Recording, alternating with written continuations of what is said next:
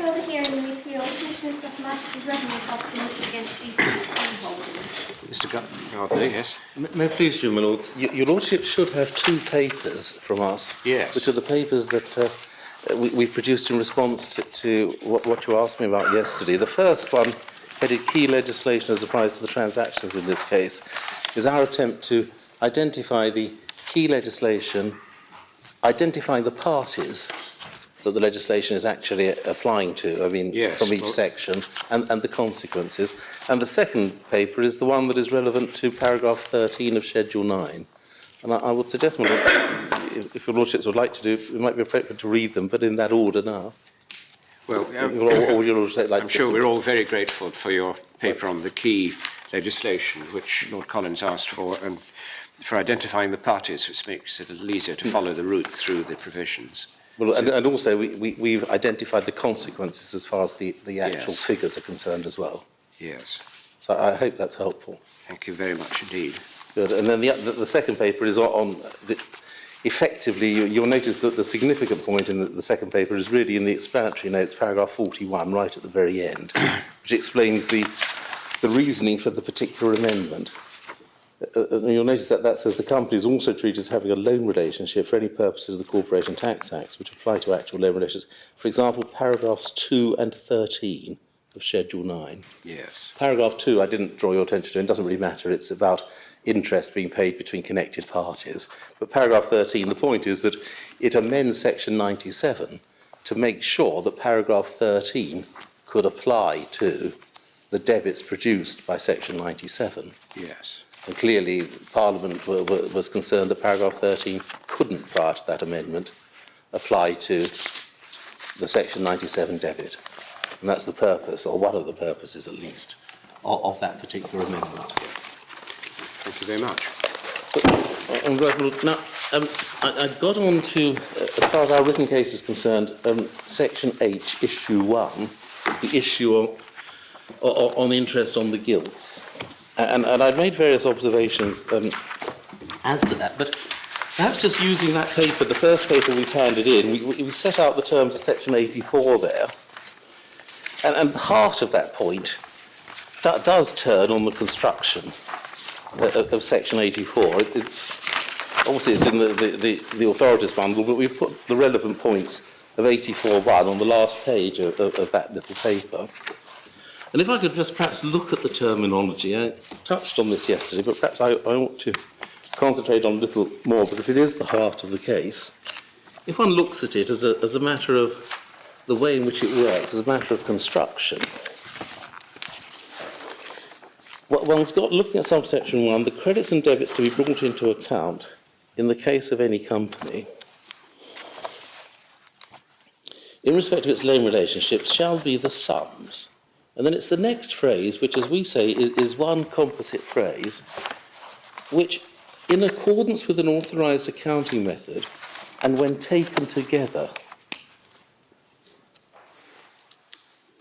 And we say those words prescribe a test, all the constituents of which have to be satisfied. And the taken together, therefore, has to be something that complies with an authorised accounting method.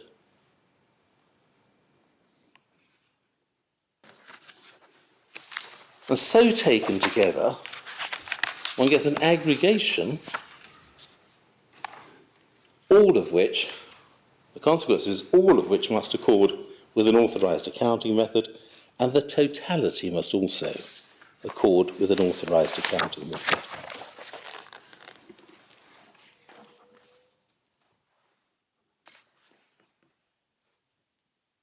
Yes. And then we know that we've got 3 loan relationships, and the consequence, therefore, is that as far as those 3 loan relationships, the sums must fairly represent, in accordance with that test that I've just referred to, for the accounting period in question, the interest on those 3 loan relationships.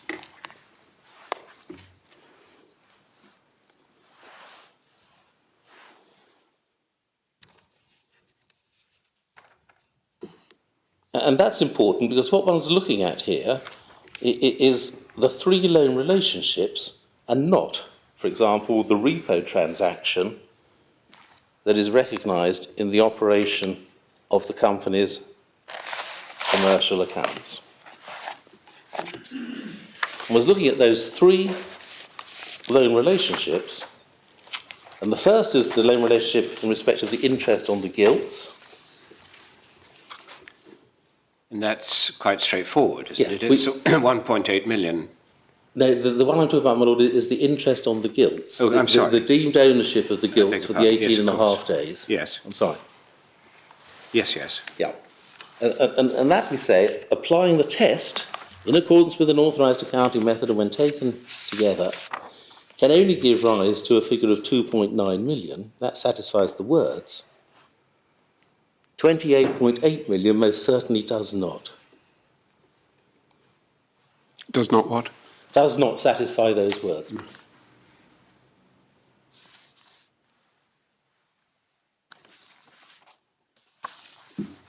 there can be no doubt about that, and I showed your lordship that yesterday, but it's Mr. Holgate's report in particular, paragraph 719 of that report, which is at page 236 of Appendix Part 2, where he says that there is no doubt that in accordance with an accruals basis, Yes. you can't recognise 28.8. The most you can recognise is 2.9. So that's the first loan relationship and the first amount of interest. And the second one is the section 730A deemed loan relationship, and that is common ground, gives rise to 1.8 million. Yes. And then the third is the section 97, 97.2 in particular, debit under a loan relationship of £28.8 million. As we say, for the reasons that I submitted yesterday and succinctly put by Lord Justice Moses in paragraph 51 of his judgment, can only be the figure of 28.8 million as a debit. And that's 97.2A, My lord, yes. Absolutely, yes. I'm looking here always at the position of DCC. Yes. No, I took you yesterday just to test that to Lord Justice Ricks's discussion in the last 2 or 3 paragraphs at page 28 and 29 in Appendix 1. And I'd really like to hear you just again a little bit on your criticism of the way he approaches this. My lord, yes.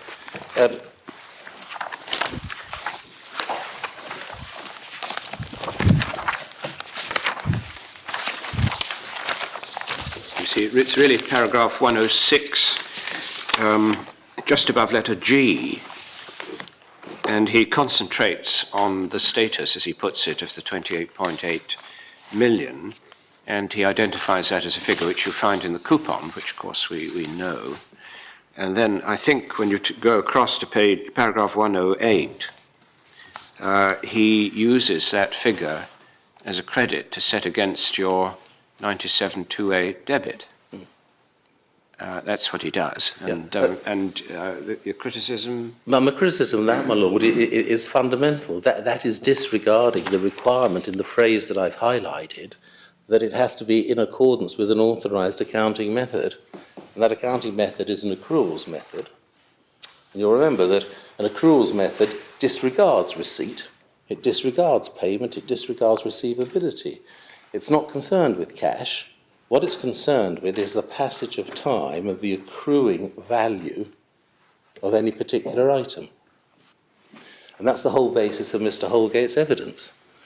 And that's why he says, in accordance with an accruals basis of accounting, you can only get as far as the interest on the gilts to a figure of 2.9 million. He says the only other possibility is 0, but you most certainly cannot get to 28.8 million if you are applying an accruals method of accounting. And what the Lord Justice, with respect, has done is he simply disregarded that fundamental requirement in the legislation.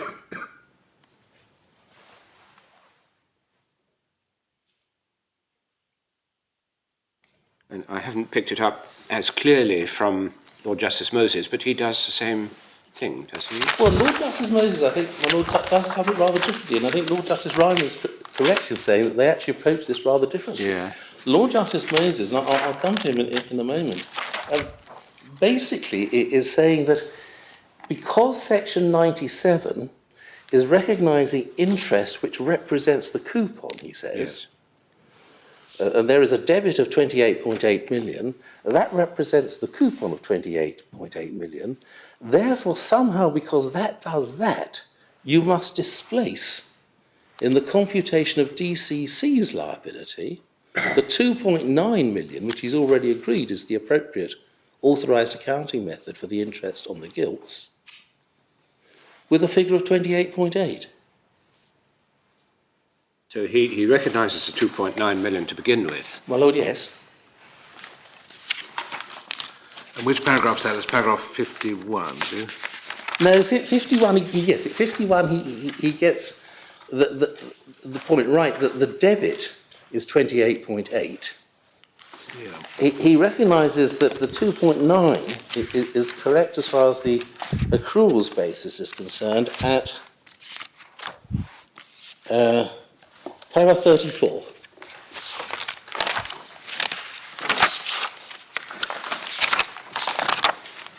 Yes.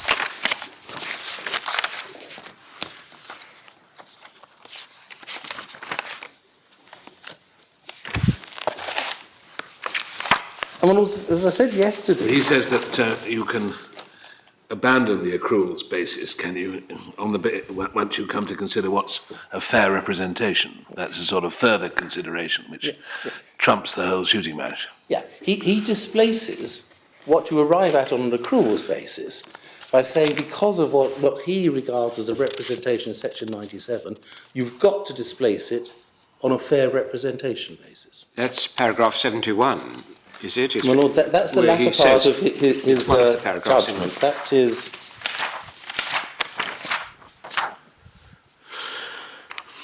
Yes, paragraph 71, my Lord, yes, you're I mean, absolutely. that's really where he's saying, well, you've got the 2.9, but really this fictional expense, and 2.9 is fictional, I think he's suggesting. It only exists because of the coupon element. Yeah, what he's saying, my Lord, is because you've got a debit of 28.8 million, and that was calculated by reference to the amount of the coupon. Yes.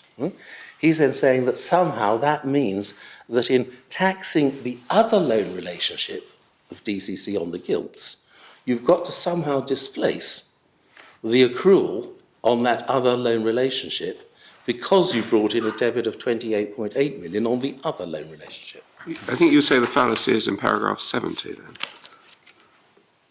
Oh. Yeah. My Lord, yes, that's right. And I was actually... What we say is the real fallacy, and you can see the genesis of it in some of the earlier passages in his judgment. It's not just in paragraph 70, but, my Lord, your just put your finger on it. It says, the resolution of the dispute thus comes down to whether the application of the additional distinct criterion. And that, I think, is the point. He treats it as a sort of proviso. My Lord, yeah, as a trumping card. That's what he's treating it. So you take the accruals method, provided that it's fair and reasonable. If it isn't fair and reasonable, you abandon the accruals method. Well, Lord, Is that's that right? absolutely right. And I mean, this is the point that I was going to pick up just in one or two other passages of his judgment, but that is the heart of the matter, Yes. with the error of his decision. And But he is saying there are two distinct conditions. You first of all got to determine what it is on an accruals basis. When you get to that answer, you then have a separate and distinct criterion, he's saying, of does this fairly represent the totality of the debits and the credits. At letter F, at the end of paragraph 71, he seems to see the essential function. I think he's referring to 97 1A as being to cancel out the credit payable to DCC, Yeah. because they've got to, as it were, surrender that amount in their transaction with the bank. And it's really on the basis of that, he says, well, if that's what you're doing, then you have to recognise the credit item to set against it. But again, you say, well, that doesn't fit with the accruals basis. Is that really the key to it on your That's the first answer to Lord Justice Moses, my Lord. I think there are three answers to Lord Justice Moses, but the one we're on at the moment, it may be the most significant, is the first answer. Because the way in which he construes the phrase that I've read, in accordance with an authorised accounting method and when taken together, he trumps it and therefore ends up with a consequence that cannot comply with the requirement which the statute prescribes, that it must be in accordance with an authorised accounting method. So he ends up with a figure which, if we had Mr. Holgate here, would be vehemently telling us cannot possibly be something that complies with an authorised accruals basis of accounting. 28.8 million cannot possibly comply with those words. So effectively, he is reading a condition of the section, and again, Lord Justice Rymer makes this point in the passage we quote in our case. He's reading that phrase in the section as actually, in this case, having no application and no meaning. He is denying the requirement that it's got to be in accordance with an authorised accounting method. Yes. And I think the reason why he does that, and my Lord Clerk is right about this, is he regards there as being two distinct criterion, the second of which trumps the first. That has to be the basis of his analysis, because he is denying the application of the first. And the only way in which you can deny the application of the first is there must be some overriding criteria that gets rid of it. And on the true construction of those words in section 84, there is no such overriding criteria. And I know my learned friend in that passage that your Lordship showed me in their case deny that they're running an overriding fairness concept. But I say, actually, as a matter of analysis, when you look at the case, that has to be what they're running, because there is no other analysis in there from the words that gets them to the result they want to get to. Now, you said there were three answers. Yeah, and my Lord, that's the first one. The other two we do summarise in our case. It's paragraphs 147, I think, where we summarise the two. 146, I'm sorry. On page 46 of the core bundle.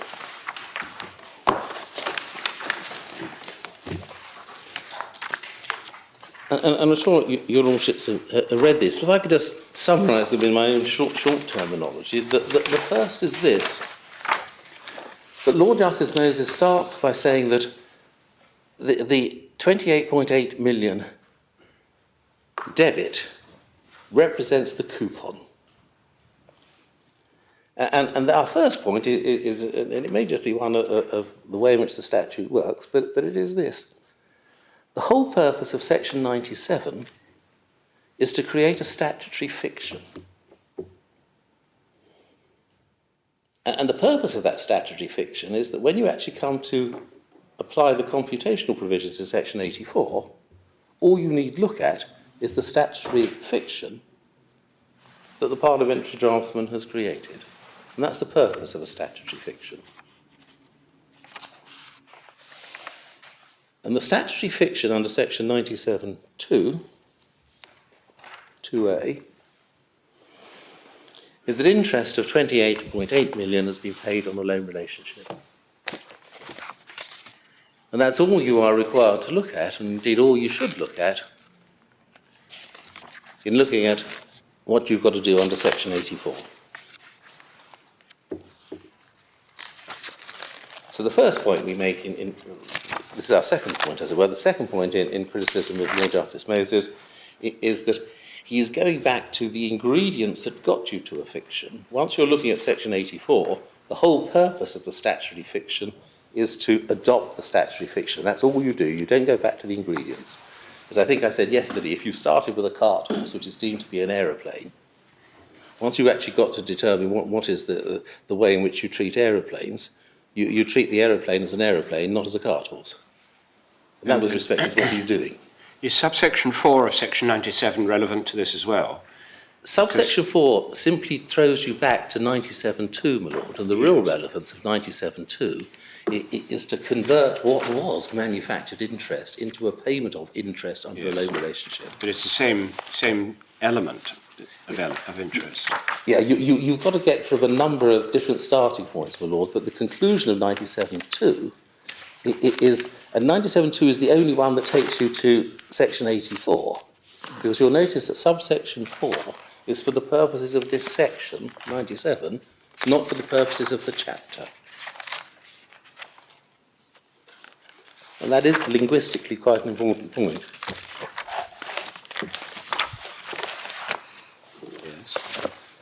So you'll also we'll see in 4, this section shall apply as it would have applied if such a representative payment had in fact been made. So that's not making any deeming for the purposes of the rest of the chapter. It's making a deeming for the purposes of the section. And the only provision in the section which makes a deeming for the purposes of the rest of the chapter is subsection 2.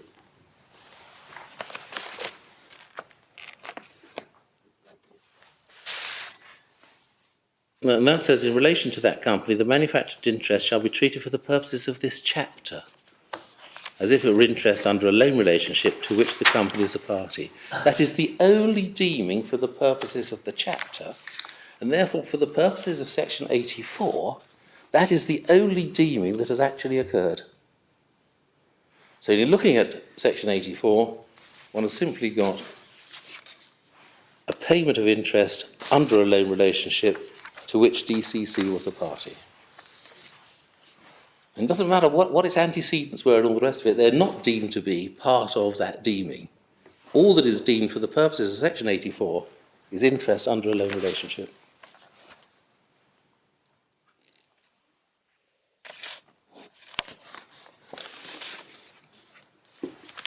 So that's our second main criticism of the judgment of Lord Justice Moses.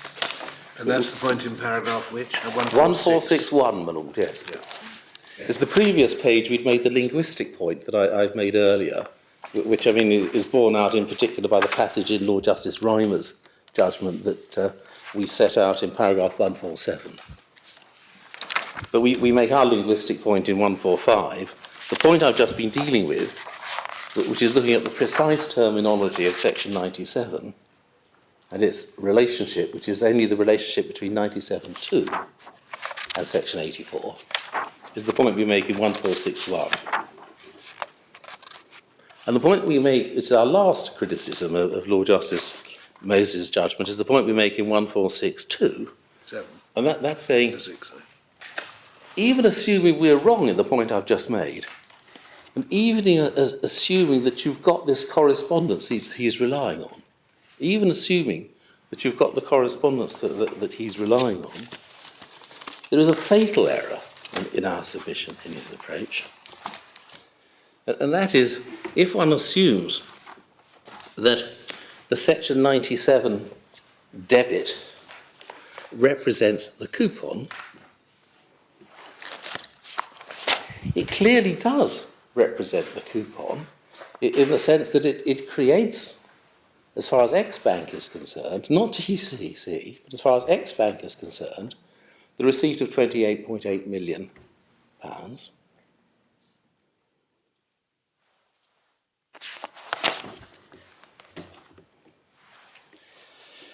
But what he is doing is comparing the coupon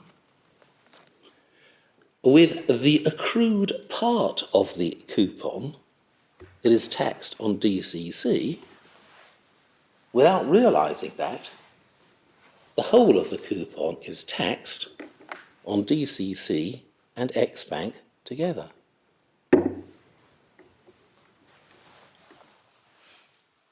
So what he's doing is comparing the full amount of the debit corresponding to the coupon credit with only part of the taxation of the latter.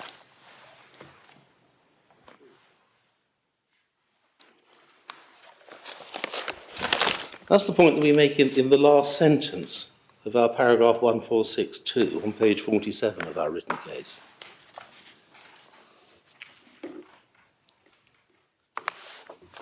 And perhaps this slightly diverges, but What do you mean by the taxation? I wondered whether it was a misprint when I first read it. What does it mean? It means that the coupon of 28.8 will be something which is liable to taxation. And it will be liable to taxation in the hands of more than one person, my lord. So it will be something which accrues for 18 and a half days in the hands of DCC and 164 days in the hands of Expo. I understand that. I just can't understand the sentence, but it's... Well, perhaps it might have been better... How can you compare a debit with taxation? That it's apples and pears, isn't it? Well, but that's the problem with respect, my lord, that's the problem of Lord Justice Moses. That's what he's doing. Well, I think you mean taxable amount, don't you, rather than taxation? Yes, my lord, yes. I mean, it's the amount. It's the 18 and a half and the 164.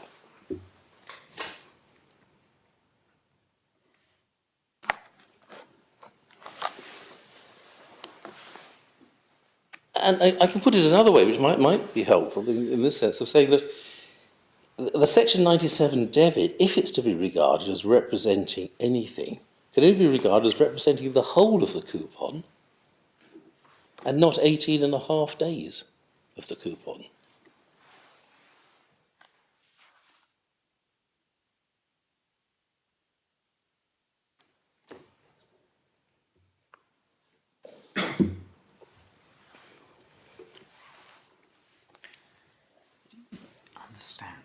And with respect, we say at the end of the day, one can understand a desire to get to a result that accords with the economic and financial consequences of the transaction. But at the end of the day, when we're looking at this, there is absolutely nothing in the deeming from 97.2 that gives you this analysis of Lord Justice Moses. Nothing whatever from the deeming of 97.2.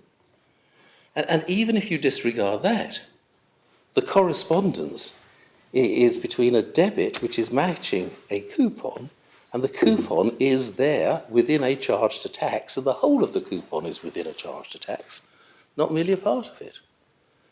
And he's simply comparing the whole of the coupon to the taxation on an accruals basis of one person who held the benefit of the gilts for only 18 and a half days, as opposed to the full 182 and a half days.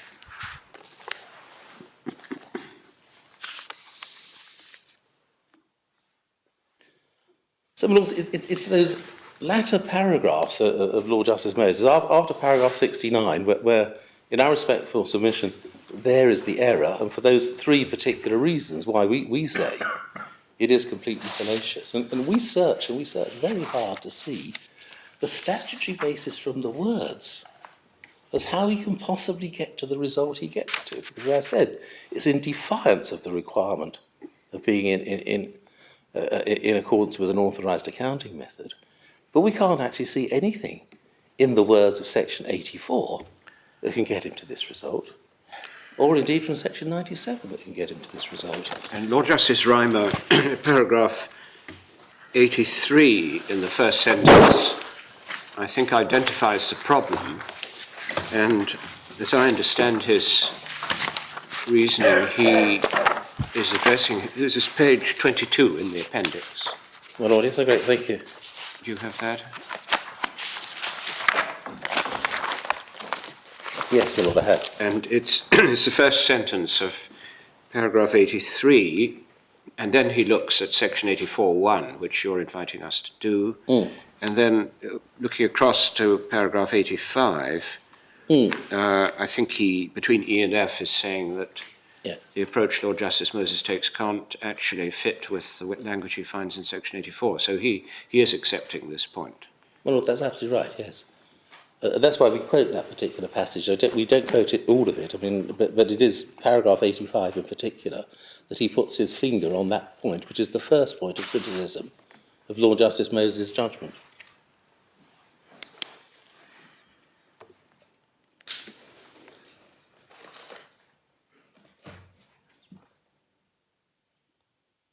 I mean, he says at the beginning of that paragraph, I mean, he would have liked to have come to a different conclusion, but he says he felt unable to do so. And then at letter E, I think it's the key passage from E to G, really. He says, Lord Justice Moses' reasoning appears to me with respect to load onto the emphasised words, fairly represents or taken together, a function they cannot naturally bear, and whose effect is promptly to deprive the opening provisions of the subsection of virtually all sense. That's the point I've made as my first criticism of Lord Justice Moses. He says, I'm not persuaded the emphasised words are capable of doing the service he derives from them. As Lord Justice Moses indicated, even on DCC's case, they serve an important function, and everybody's agreed about that. But the extent of their reach cannot, in my judgment, be such as wholly to negative the subsection's requirement that inter alia, the credit interest under the gilts-loan relationship, must be calculated in accordance with an authorised accounting method and brought into account accordingly. If this had been the intention of the legislature, it would not and could not have been written in the way it is. Its manner of writing may, as Justice Norris was correct, have created an apparent absurdity, but I can identify no interpretative route by which that can be avoided.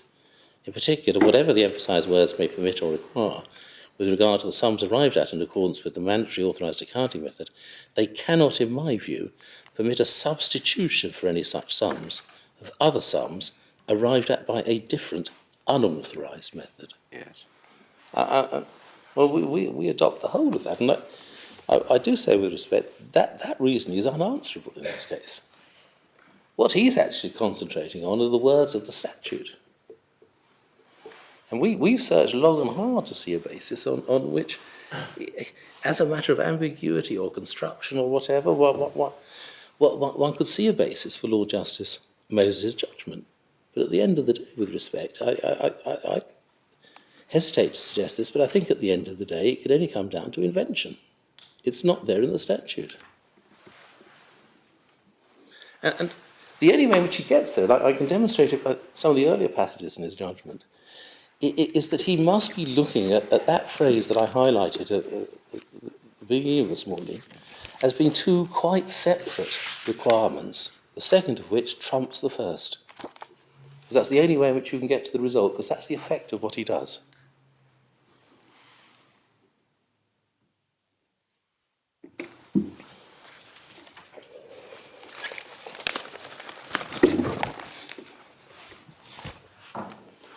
So I've concentrated on, whereas we say he's wrong at the end of his judgment, but there's one further point, and my Lord, your Lordship referred me to paragraph 71. I've had great difficulty with the last sentence of paragraph 71 as a matter of grammar, as to precisely what he's actually saying.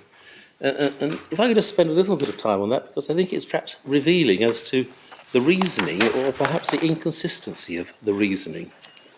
At the end of paragraph 71, 4 or 5 lines up, there is a sentence beginning the effect. He says, the effect of the application of the accruals basis to the coupons is to deprive the deemed manufactured interest of its essential statutory function of cancelling out the credit payable to DCC. Now, we disagree with that, but just pausing there, that's what he said.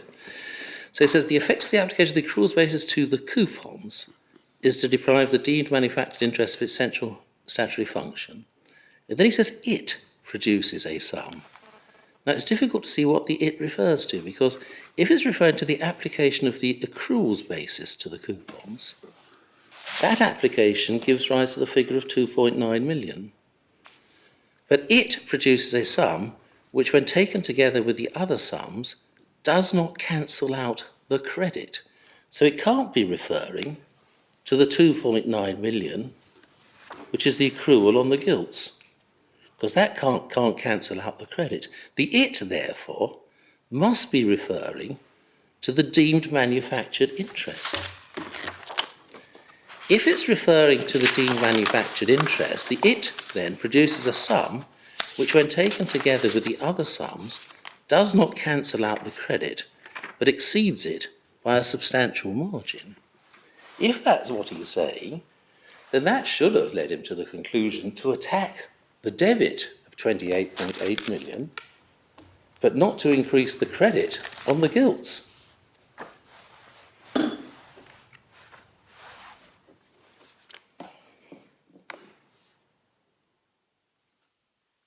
And I know that's a rather precise point on the terminology of his judgment, but it is very telling, because it does show that there is no rational reasoning in that analysis to get to an answer of increasing the credit.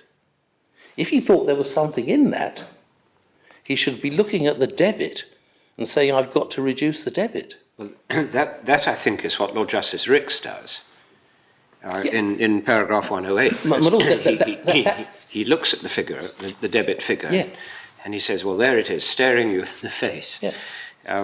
Where is the credit to cancel it out? Yeah, well, that may be right. I mean, it does illustrate the fact that Lord Justice Moses and Lord Justice Ricks are actually different in their reasoning. And I was at the moment just trying to bring this point forward as being another reason why the reasoning of this part of Lord Justice Moses' judgment is defective.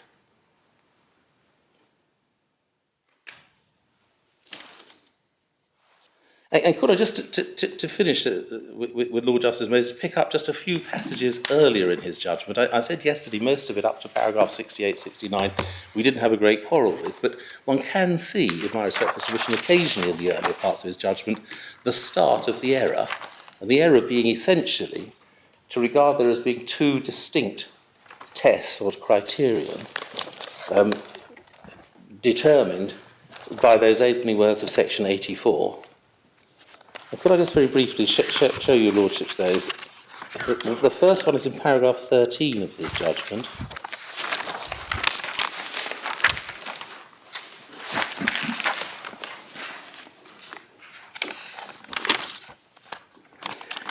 And that says, once the fictional interest and real interest is identified, it is brought into account either as an interest credit or as an interest debit. That's section 84. Section 84.1 applies two distinct criteria to the sums to be brought into account. The first requiring the application of this appeal of an accruals basis of accounting. The second, that the sums should, when taken together, fairly represent all the interest. We say they are not distinct criteria.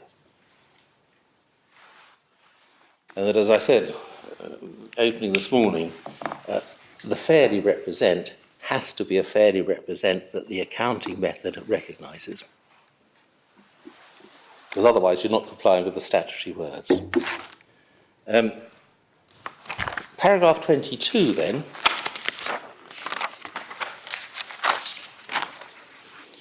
he refers to, one sees in the second line, the first criterion. So I should deal first with the amounts which should be brought into account by the application of accruals-based accounting, the first criterion imposed by section 84, and later consider the application of the second criterion. So all this is saying is that throughout his judgment, he is identifying two quite distinct criteria, and they're not distinct, they have to be looked at together, and they have to actually complement and satisfy each other.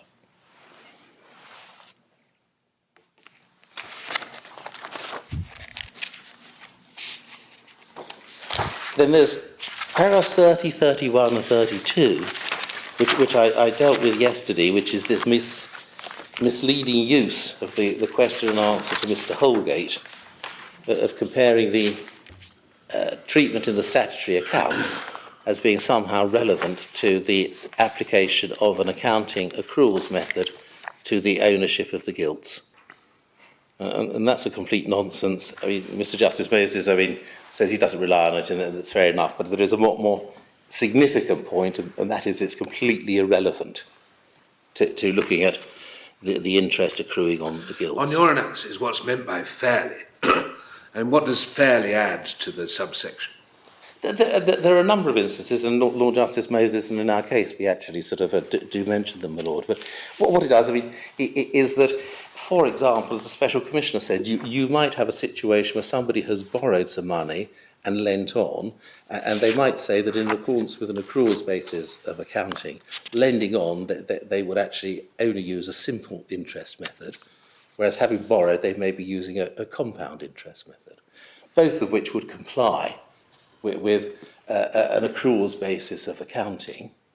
But in fact, because one is referable to the other, then fairly, as taking together, you should apply a consistent basis. So you should either have, for example, compound on each side or simple interest on each side. But there are a whole lot of other ones there. I could give you a long list of them, but could I? Perhaps just now. I'm not going to take lordship's because I don't think actually it's really contested. But We do actually. Well, if it's not contested, let's not worry. Well, all right, I'm going to ask. It's a phrase which is found in numerous statutes in numerous contexts. Yeah, and we can always remember true and fair view or whatever, and that's something that an accountant actually has to arrive at in determining what is going to be appropriate. I mean, in accordance with an accruals basis. And that's the passage I think that your Lordship, I touched on yesterday, Mr. Holgate's evidence, where he said the accountants use the phrase true and fair view. Also, occasionally they've used these other phrases, and I take fairly represent to mean something of that order. But the tests are not presented in the Act in this section as alternatives. I mean, that at least is clear on the wording, I would have thought. Well, yes. And as I understand Lord Justice Rymer's approach, I'm sorry to keep coming back to him, but if you look at paragraph 85, he's really concentrating on the first, because he says, well, you've got to find an authorised accounting method somewhere. That's why the word unauthorised appears at the end of that paragraph. So he's not particularly troubled by the fact that you can separate these out in some way and regard them as distinct. But you've got to satisfy them both, in effect, he's saying. And you can't get past the first one because you can't produce, he says, an authority for what you want to do. Well, Lord, yes, and I would accept that. And it is important to bear in mind that the whole purpose of this legislation, I mean, we saw yesterday that the change that it effected in 1996 from a simple taxation of interest and discounts. The whole purpose of this legislation is to prescribe loan relationships and then to apply to them accounting methods. And you'll see in all those statutory provisions we referred to, the absolute importance of the accounting methods. And it's important for the revenue's point of view. The revenue want authorised accounting methods rather than cash. As a member of the bar, one's quite conscious of it. I mean, I have to bring into account, my receivables on an accruals basis, as opposed to recognising cash receipts in the past. But the whole basis of this legislation is to identify by force of statute certain loan relationships, then to apply to each of those loan relationships the methods of an authorised accruals basis of accounting. And that's the purpose of it. And that's why that particular requirement in section 84 is absolutely fundamental to the whole of the legislation. And to end up with a result that doesn't comply with an authorised accruals method of accounting must manifestly be something that cannot have been the intention of the legislation.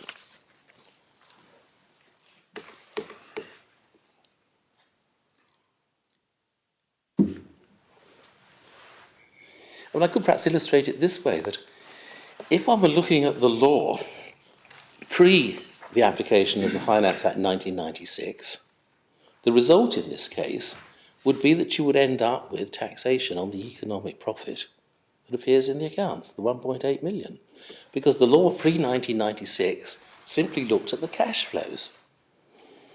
And of course, one's got to remember that 730A and 737A were enacted at the time when that was the law. And that, as I said yesterday, is the problem. It's the interaction of the new regime under the Finance Act 1996 of the taxation of loan relationships with the old provisions that were originally enacted in relation to the cash flows, the full amount of the cash flows which were taxable.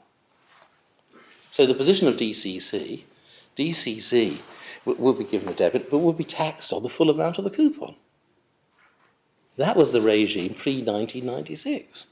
And what's actually happened here is the new regime has been brought in. It's used some of the old provisions, but it hasn't actually sort of dealt with them properly so as to accord with the new regime. And so we've got, as it were, a mixture of old provisions and new provisions, and they simply don't give rise to the right result in that sense. Would you agree that trying to take a really simple view of it, that before 1996, it was receipt, what was the big thing, but it had been recognised for many years that clever accountants and businessmen could do clever things with dividend stripping and bond washing, so that there was therefore a considerable volume of legislation, which I think as at the 1988 Act, one can see from about sections 728 to 737, of which we have focused just on two, but there are a whole lot of others. Yes. And all of those were stopping the clever things being done by manipulating just when the fruit fell off the tree, when the half-yearly coupon was paid.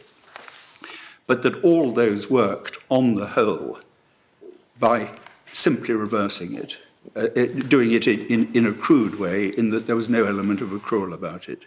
And isn't that what Lord Justice Moses had in mind when he talked about the essential function of the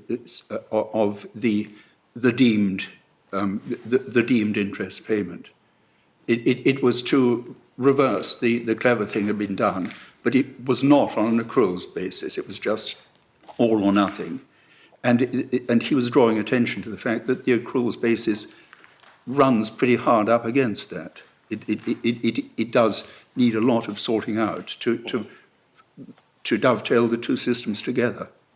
Well, largely, yes, I would accept that in the sense that what the provisions were doing prior to 1996, what was, as your Lordship put it, to reverse the position so that if you're actually getting a receipt, then there is a debit of the full amount.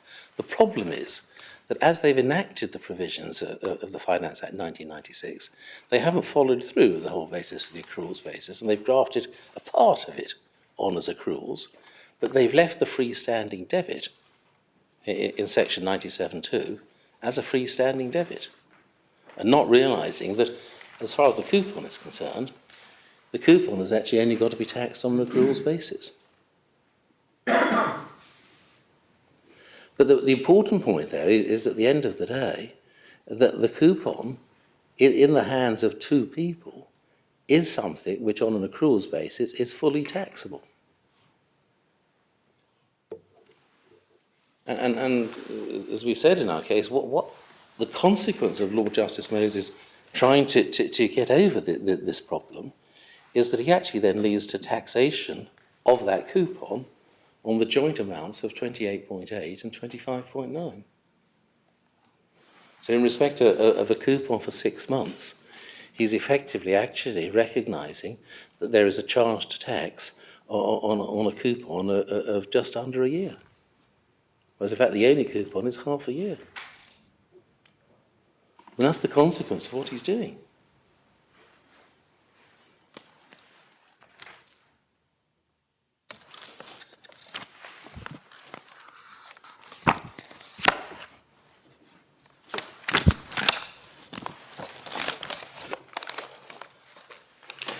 Well, thank you very much. Where do we go from here? Well, could I just finish off? There are just 3 other passages in Lord Justice Moses, and then I've finished with Lord Justice Moses. Yes.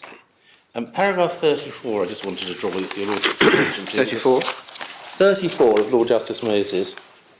Again, it's just the first and second criterion. So he says in 34, I accept that on the accruals basis, the sum to be brought into account is 2.9 million. It's have premature to reach any conclusions as to the amount to be brought into account in respect to the coupons until the second criterion. Just say that's demonstrating these regarding them as absolutely distinct. And in 63,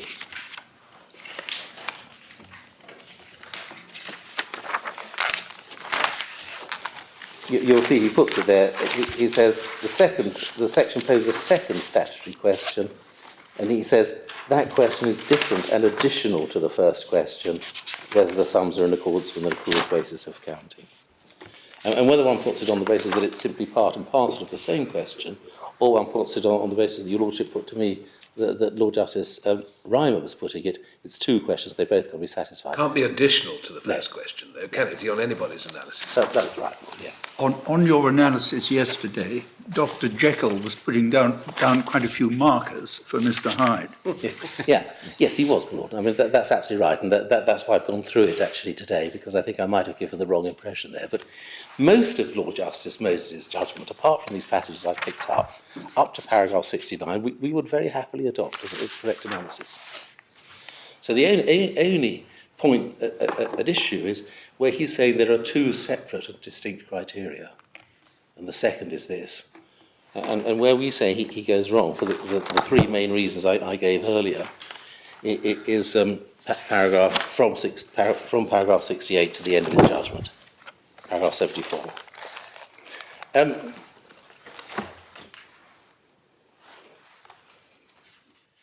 I'm not sure that there's a great deal more I can say about Lord Justice Ricks's judgment, other than really this, that it is different to Lord Justice Moses' judgment.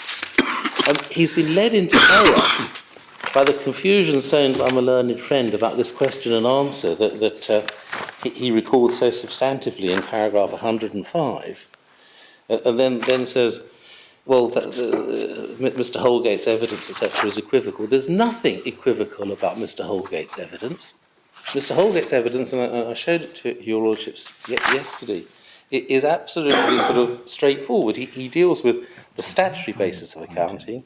He then says, well, if I've got, under the statute, to assume that there are various statutory loan relationships, then if you're asking me to apply an accruals basis of accounting to those statutory loan relationships, these are the answers. And that's unchallenged evidence, and those were the answers, and those are the answers that give rise, as far as the gilts are concerned, to 2.9 million, as far as interest is concerned, and as far as the Section 97 fictional loan relationship is concerned, 28.8. And one really says that as far as Lord Justice Ricks is concerned, there really are either two bases on which he's getting to his result. And it's really in those paragraphs 107 and 108. He's either, because of that misleading question and answer, he's either confusing the statutory questions that he's got to address with the product of the in substance loan recognition in the statutory accounts. And the statutory question, in my respectful submission, is that there are three loan relationships, as a matter of law. One's got to apply an accruals basis of accounting to each of those loan relationships. The statutory accounts don't recognise any loan relationship. The repo is not a loan relationship as a matter of law. And therefore, the statutory accounting result is not relevant to the task prescribed by the statute.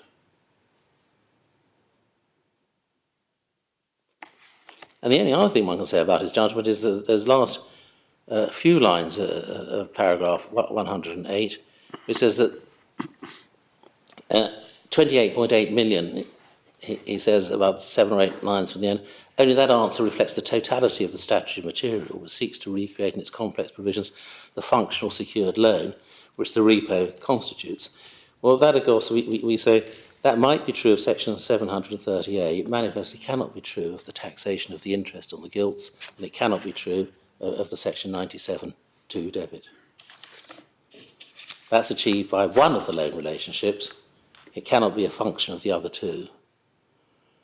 And he says only that answer reflects the real evidence, which I understand Mr. Holgate repeatedly to be giving concerning the proper accounting treatment, but that is clearly, in my respectful submission, confusing the statutory task of accounting methods applicable to three loan relationships with the result in the statutory accounts, which is in respect of something which is none of those loan relationships.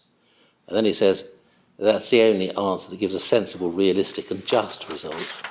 Only that answer can be said to provide the sums which, in accordance with an authorised accounting method, when taken together, fairly represent.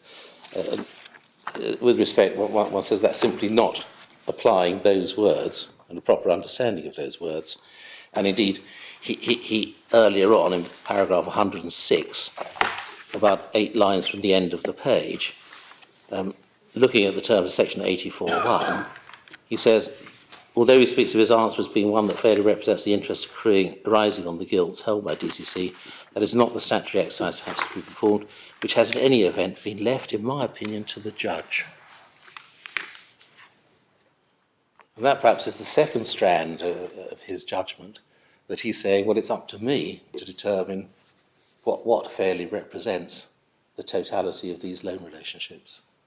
And with the greatest respect, that is not what the statute has actually enacted. And if one leans back, I mean, one can't really imagine.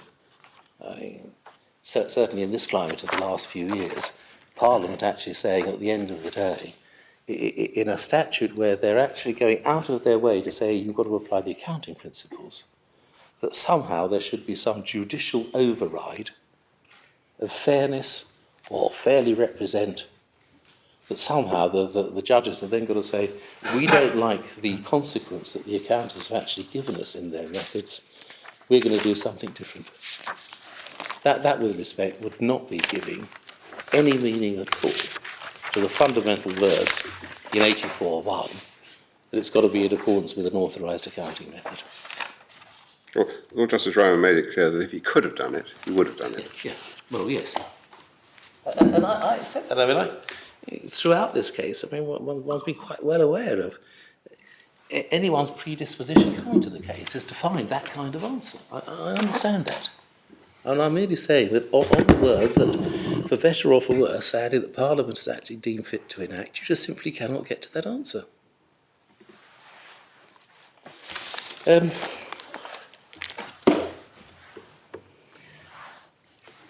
That concludes everything I want to say on the taxation of the guilds. I haven't actually got on to, although I've dealt with it to quite a large extent, on the second point, which is dealt with in section I of our written case, which is the debit of the 28.8 million. But obviously, in dealing with my arguments on the taxation of the guilds, I've had to look at that to quite a considerable extent. And therefore, I think I can be very short on what I say about this. I mean, this we did under heading I.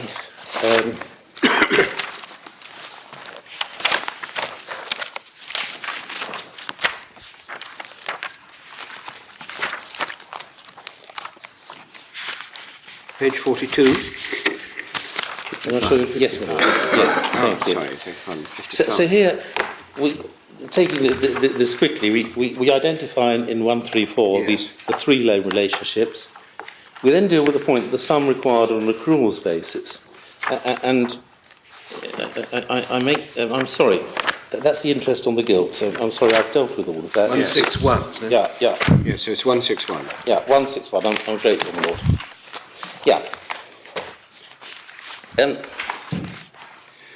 The point we make in the beginning of 161 is simply to say that the loan relationship does not correspond to any of DCC's real-world relationships, neither to the creditor relationship with the government represented by the guilds, nor to how the repo is regarded by accountants as a matter of substance.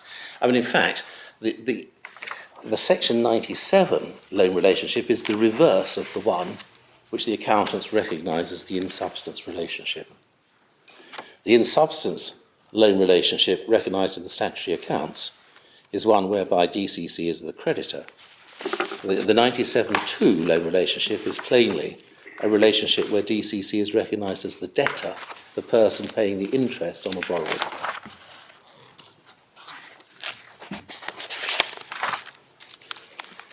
Is this a reply point? But to some extent, my lord, it might be. But I'd just say this, and this is why I was going to be very quick about it. All the judges below have agreed that the debit is 28.8. The only person who's disagreed with that is the Special Commissioner. Nobody has thought that the Special Commissioner was right. And the most telling, I could go through the Special Commissioner's decision.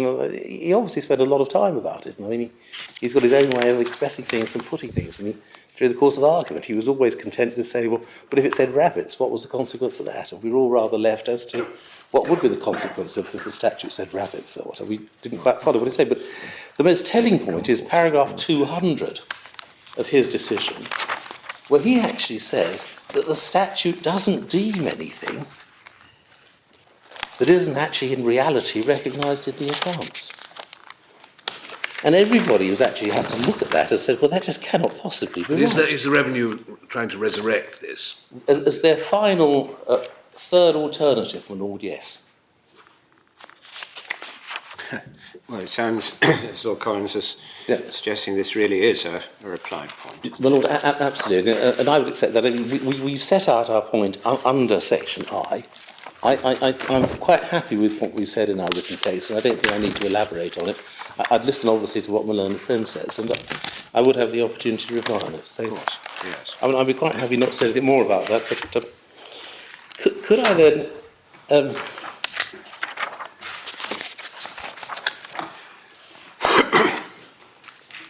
in conclusion, there are just one or two little points that perhaps I didn't make yesterday, but perhaps I'd like to just now, very briefly.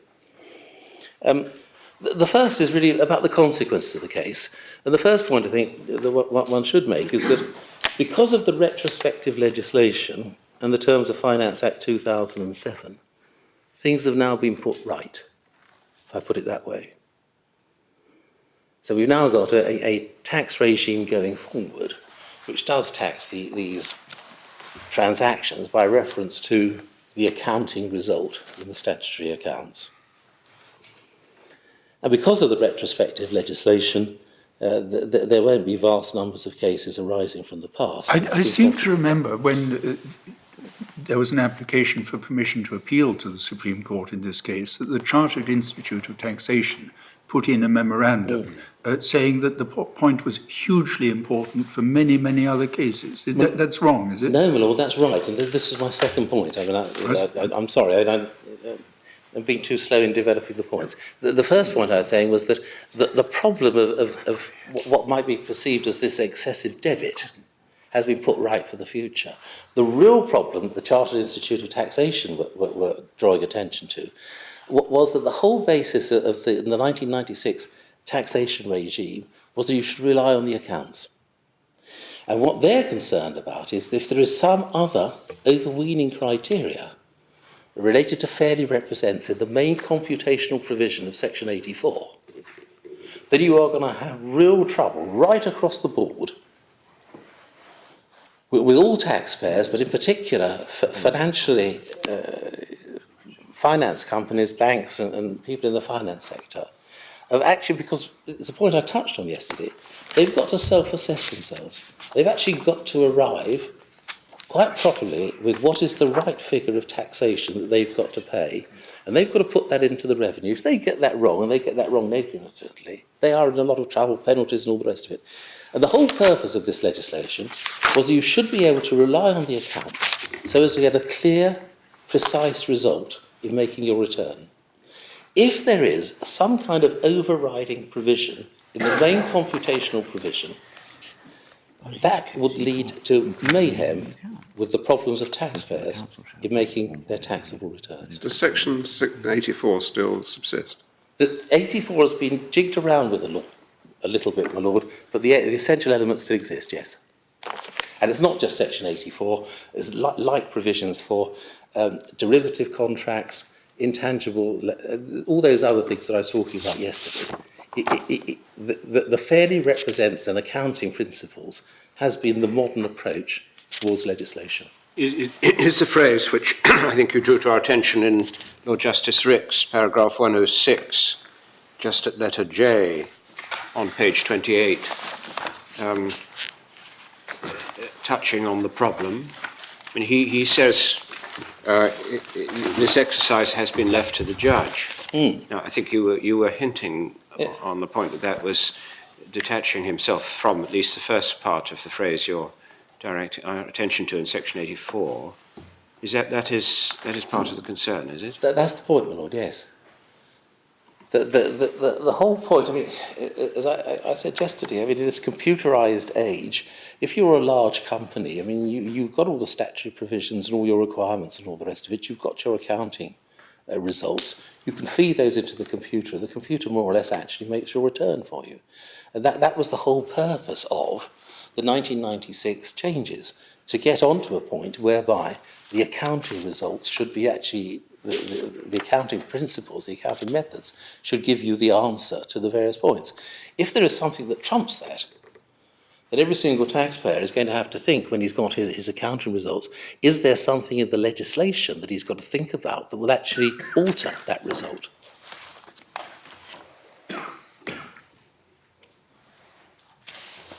So what might be perceived as the problem in this case for the past has been dealt with. The problem, in a sense, is if the judgments of the Court of Appeal remain, and the majority judgments are plainly, my submission anyway, not consistent with each other, you then really do have a great deal of uncertainty when approaching this legislation as to what the right answers are for making your statutory return.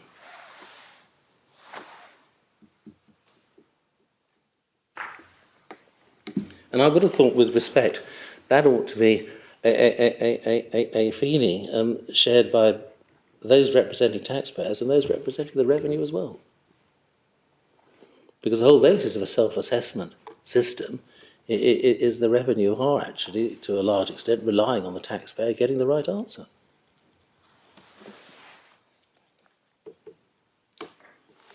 So those are the 2 points about the significance of the case I wanted to make, and it's the second point, which is the fundamentally important point. It's whether there is going to be uncertainty brought into Section 84 in consequence of the Court of Appeal's judgment in this particular case.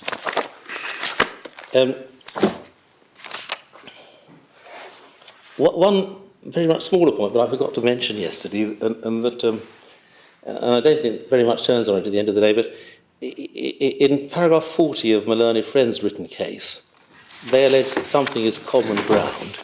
Could I just, for the sake of the record, say that it's not common ground, and nor is it justified by the marginal reference that they make to Mr. Holgate's evidence. Whether very much would turn on it, I don't know, but I did want to make that point, that it is not common ground, and we don't think it's correct. And it's certainly not justified by the reference that is made to Mr. Holgate's report.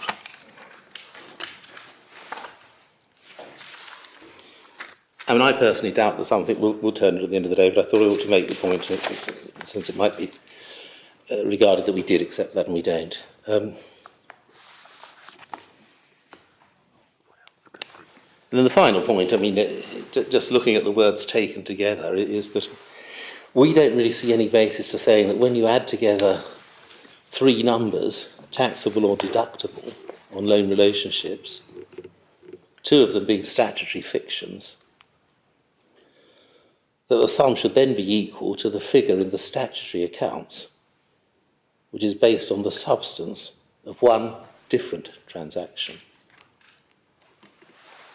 Or that three numbers, when taken together, should represent what is in the accounts, when one of those three numbers, in any event, gets you to the figure that's in the accounts in the first place. Well, you've already made the point that the statutory accounting is not relevant. That's it, Madam. And that's the last thing, my Lord, other than obviously to invite your Lordships to allow the appeal, unless there's anything else that your Lordships would want to put to me. Thank you very much, Mr. Gardner. I'm obliged, Madam. Mr. Walford, would you like to add anything? Thank you. Well, Mr. Fairness. My Lord, can I begin by focusing on what we consider the issue on this appeal to be, which your Lordships will be unsurprised to learn focuses on the wording of Section 84. Your Lordships might turn up the paper that my learned friend helpfully handed in this morning, which has that wording stripped of its superfluous verbiage. Is quite a handy place to pick it up. It's the last page of his note. And your Lordships, like my learned friend and I, probably by now can almost recite the key words by heart. The credits and debits to be brought into account in the case of, in this case, DCC, in respect of its loan relationship, shall be the sums which, in accordance with an authorised accounting method and when taken together, fairly represent, for the accounting period in question, profits, gains, losses, and interest on the company's loan relationships. And in one sense, the issue between us is how far that expression, taken together, fairly represents, can be used by the revenue, by the court, in order to displace what might otherwise be the result of looking at a series of loan relationships in isolation. And as your Lordships have seen, in a sense, that's very much the way that Lord Justice Moses looked at it. He looked at the results which you might apply to each individual loan relationship and then said, well, to what extent am I allowed to depart from those results in order, in the course of applying the mandatory requirement of Section 84, that when taken together they should fairly represent. No, you're not presenting that as an alternative to, in accordance with an authorised accounting method, Lord, are you? I am not, no. And I would agree with the learned friend that it has to be read as a composite expression. Before the Court of Appeal, and indeed courts below, I was throughout emphasising that there was more to this expression than simply applying an authorised accounting method to each individual loan relationship, that you also had to give weight to the words taken together fairly represent. It may be that Lord Justice Moses has taken up those submissions. I mean, he has seen that presentation as essentially putting two potentially contrasting requirements up against each other, the accounting method and taken together fairly represent. To that extent, I would depart from the precise way in which Lord Justice Moses puts matters in his judgment. It is a composite phrase, but the true issue in my submission between the parties is really the extent to which the court can have regard to the economic reality which underlies the three loan relationships which are an issue in this case. That's to say, DCC's ownership of the gilts, the interest which arises as a result of the deeming provision in Section 730A, and the interest expense which accrues as a result of Section 97. DCC insists that each loan relationship has to be looked at in isolation. So you take your 730A interest, you take the amount of interest which is produced as a result of the deeming in Section 97, 28.8 million, and then you look at, in isolation at the gilts, and you actually end up accruing, on their case, 2.9 million, even though, and I'll come to this in a moment, if an accountant actually has regard to the terms on which those gilts were acquired and resold, the accountant would actually accrue nothing, not 2.9 million. But it's a question of compartmentalising the three loan relationships, adding up the figures, and getting the result. And that is the way, the learned friend says, the statutory mechanism, as he puts it, operates. But there's another way of looking at it, which is a way which clearly appealed to the Special Commissioner and to Lord Justice Moses, and in my submission also must have underlain Lord Justice Rix's analysis as well. Which is that when you come to take together the interest, debits and credits on these three loan relationships, you have regard to the underlying economic circumstances which have generated the two deemed payments. So, for example, under Section 730A, that deems into existence a loan relationship which generates a given amount of interest, and that's what the section tells you. And the question is, do you simply take that at face value and say, well, there is some disembodied loan relationship out there which generates £1.8 million of interest? Or do you, when you're performing your Section 84 computation, have regard to the fact that that interest in fact represents the profit on a repo, because the factual circumstances which are required to generate that deemed interest are that there should be a repo of the securities, of shares or securities. And similarly, Section 97, that generates an interest expense for DCC. Again, do you assume that it arises under what my learned friend calls a freestanding loan relationship? No counterparty to the loan relationship is specified, so one simply says there is a loan relationship out there to which DCC is a party which generates an interest expense of 28.8 million. Or do you take account of the fact that the interest which is generated under that deemed loan relationship is an amount which is actually representative of a manufactured payment, or in our case a deemed manufactured payment, which itself represents the onward transmission of the coupon.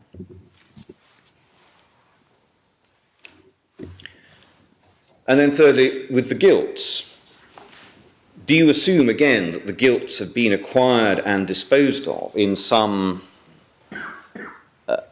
fictional transaction which has nothing to do with the real circumstances in which they were acquired and disposed of? Because it's only in that situation that you can generate an accrual of 2.9 million as opposed to an accrual of 0, which is what the accountants would otherwise accrue. Or do you take account of the fact that gilts have been acquired and resold under a repo, in which case you simply disregard the coupon for accounting purposes? And DCC answers all three of those questions by saying that you disregard the underlying reality, even in the case of the gilts, which are a real loan relationship.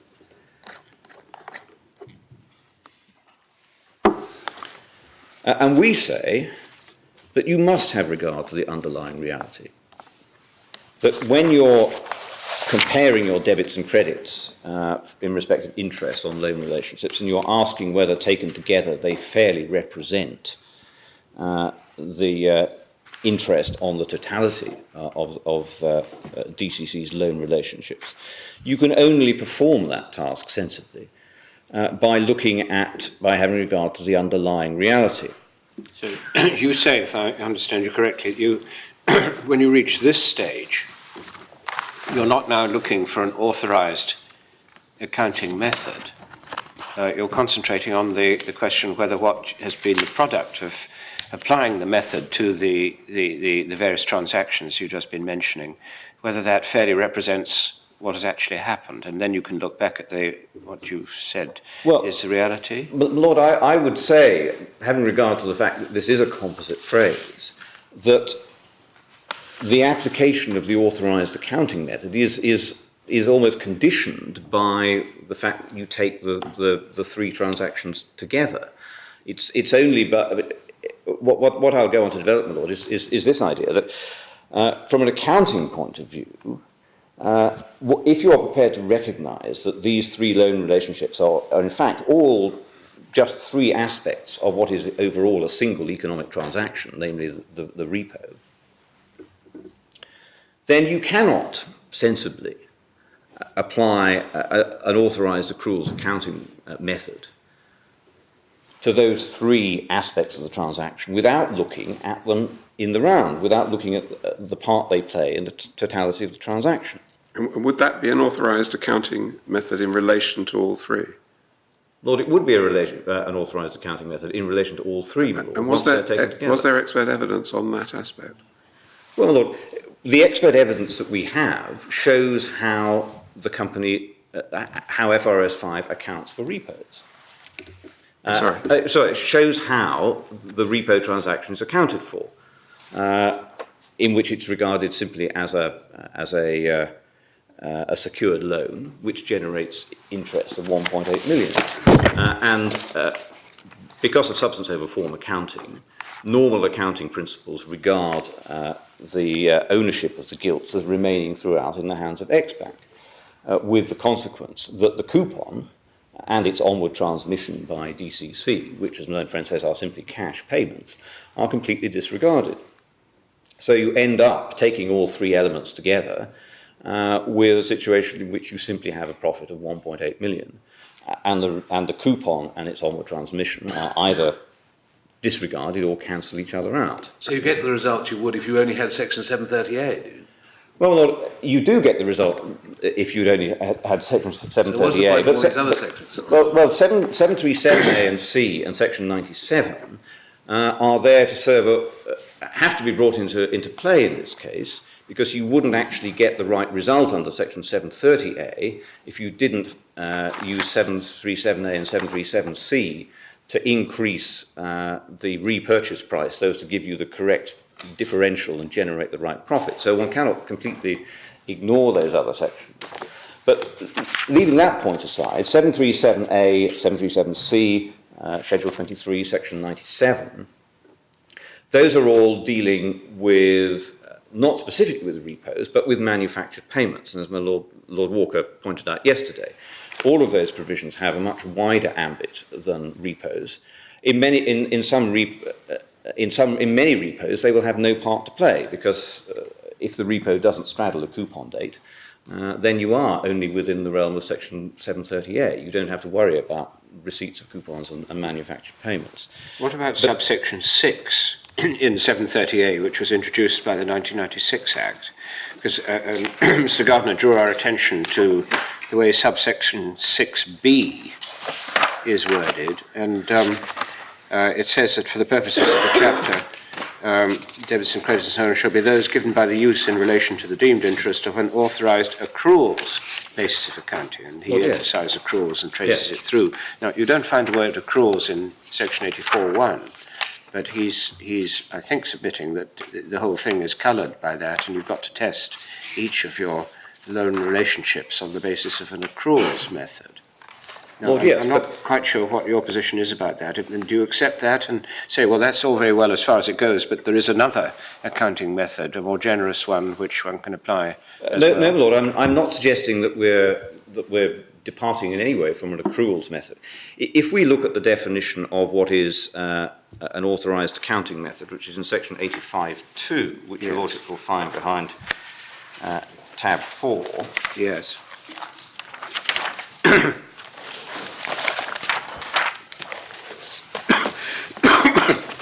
Yes, we looked at 85.1a. Yes. 85.2 says, an accounting method applied in any case shall be treated as authorised for the purposes of this chapter only if A, it conforms, subject to paragraphs B and C below, to normal accountancy practice, as followed in cases where such practice allows the use of that method, and B, it contains proper provision for the allocation of payments under a loan relationship to accounting periods. Now, clearly, B is at the heart of accruals accounting, as opposed to any other cash accounting or mark-to-market or any other form of accounting. But it's also important that the accounting method which is applied in any case shall conform to normal accountancy practice.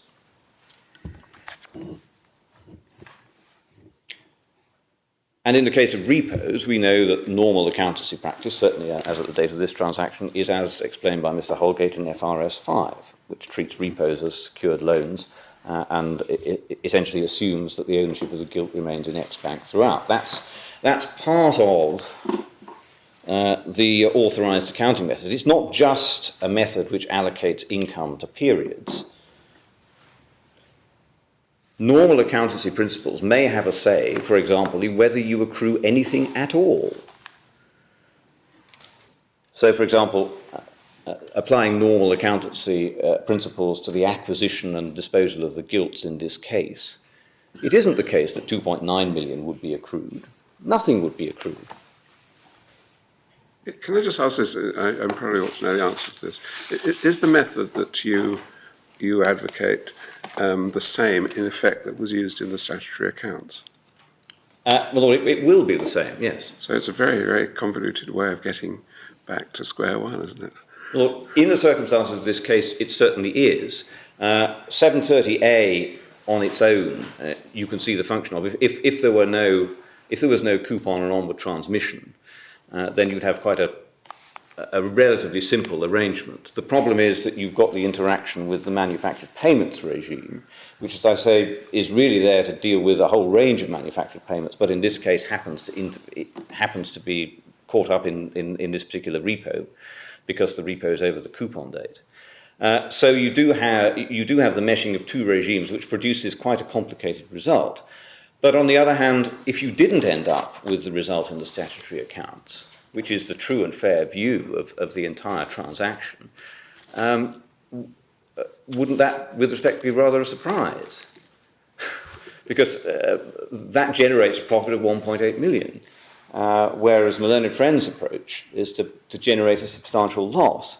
And the Chartered Institute of Taxation, yes, as my learned friend says, they're concerned that they should be able to rely on the statutory accounts in producing their tax computations.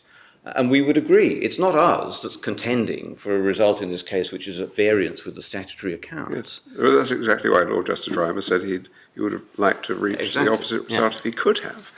And But well, that comes back, in my submission, to the question whether or not you simply look at these three loan relationships in isolation and say, well, you apply your authorised accounting method, accruals method, to each one on their own and then add them up. Or whether you say it's permissible when performing the Section 84 computation to have cognizance of what these actual, particularly the fictional income flows, actually represent in the internal economy of DCC. so it all does come down to a very short point. It does not, yes. I mean, Is this though really Lord Justice Moses' analysis? It's not quite your analysis. I mean, where does he put it like that? He doesn't really put it like that, does he? Well, what Lord Justice Moses does is fundamentally at that. My learned friend says it's a Jekyll and Hyde judgment. I think we might say it's a Hyde and Jekyll judgment. But the point at which it comes to the good at the end is where Lord Justice Moses says, it's paragraph 69 of his judgment.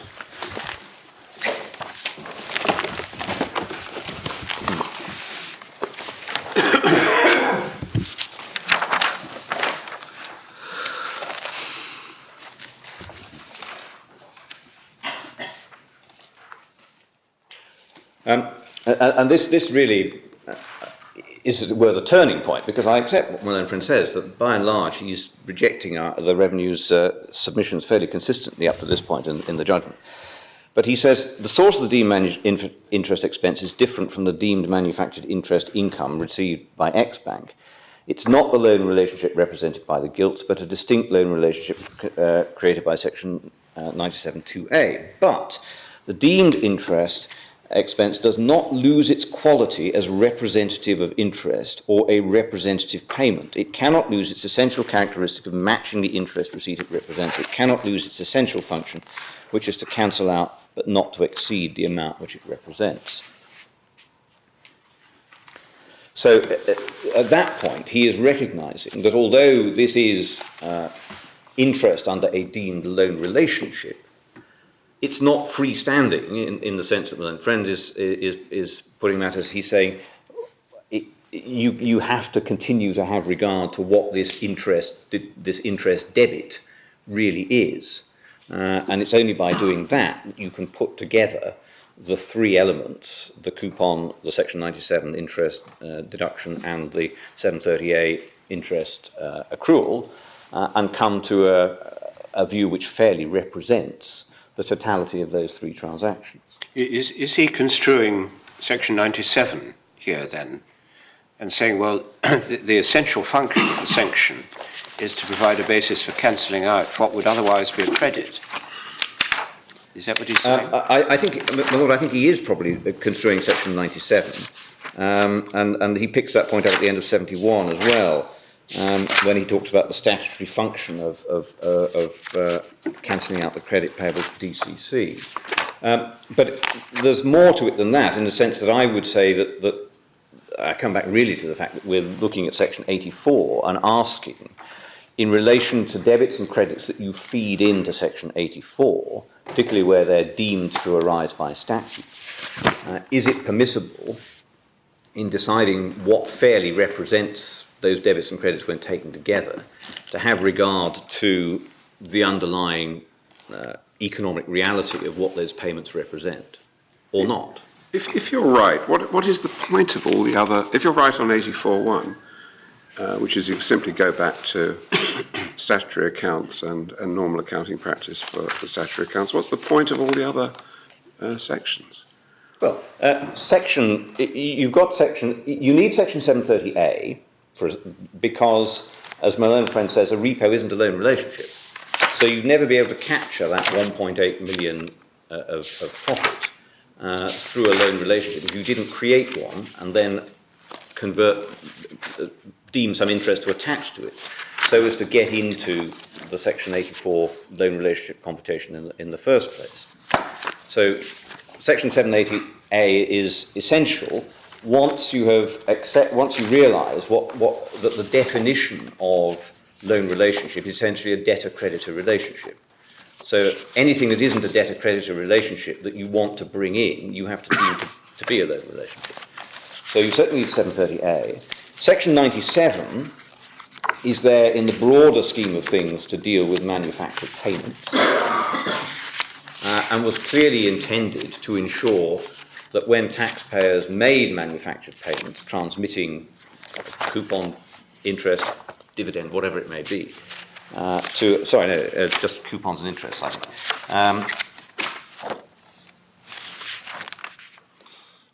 Yes, it's only coupons and interest because it only arises under arrangements relating to transfer an asset representing a loan relationship. So forget I said dividends; it doesn't apply to shares. But Section 97 is there to ensure that the dividend manufacturer, or the manufactured interest payer, DCC, gets a deduction for that payment. Otherwise, what would happen?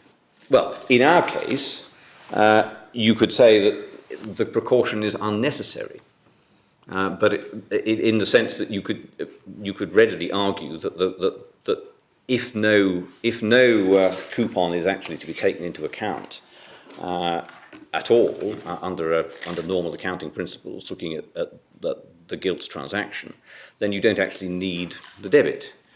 But the provision is there to give one.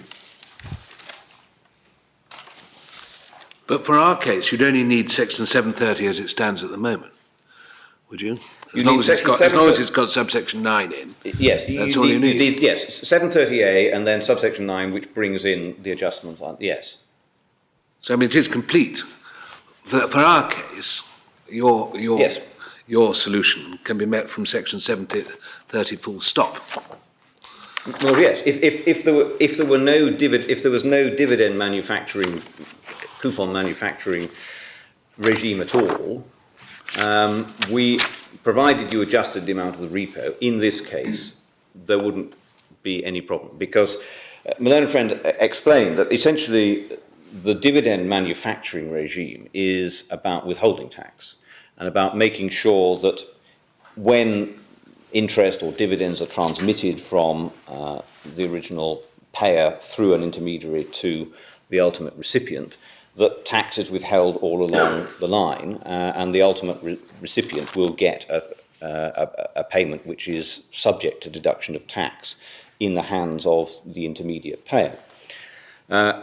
Now, in the case of gilts, because, as my other friend again explained, there is no withholding tax, in a sense that all becomes rather beside the point. If you were only talking about gilts, maybe you wouldn't need I'm probably being rather bold here, there'll be people behind me who say that there are other reasons for it, but from that point of view, you might argue that you wouldn't really need a manufactured interest regime simply to deal with gilts, but it deals with a whole range of securities where there are deductions of interest, of tax to be made. And so our transaction is caught up in that wider scheme of things, and so also has to accommodate the provisions of Section 97. But that doesn't mean to say, in this particular case, that therefore Section 97 must have some impact which changes what you'd otherwise say the fairly taken together fairly represents answer would be. Following on from that, at least I think it follows on from it a bit. I find myself wondering how far Section 23A of the 88 Act, as inserted, is important in this case, because Section 97, 1, 2, doesn't make any reference at all on its face to Section 23A. But in fact, you find that Section 23A does apply to payments of interest which fall within Section 97. And then when you get on to subsection 4, it operates very much by reference to Section 23A. Is your lordship Schedule. I'm so sorry. I meant schedule. Right, sorry. My question must have been completely incomprehensible. I'm sorry. I was Schedule panicking 23A. that there was some No. provision I hadn't. How far is section 20? How far is Schedule 23A relevant to this case?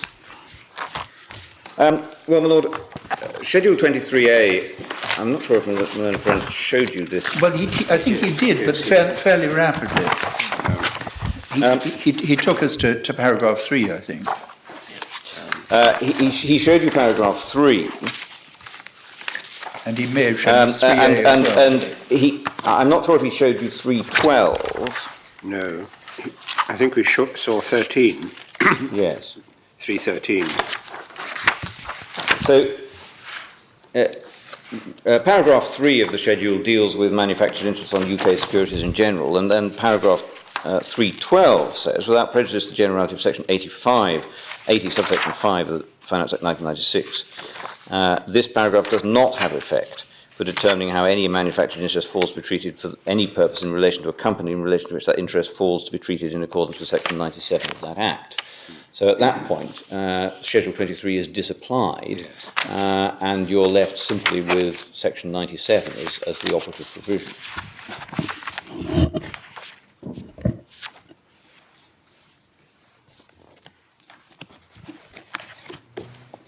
Oh, so we don't bother with Schedule 23A at all then, do we? Well, you don't need to refer to Schedule 23 in order to find the appropriate loan relationship treatment of the manufactured claims in this case. Lord, no.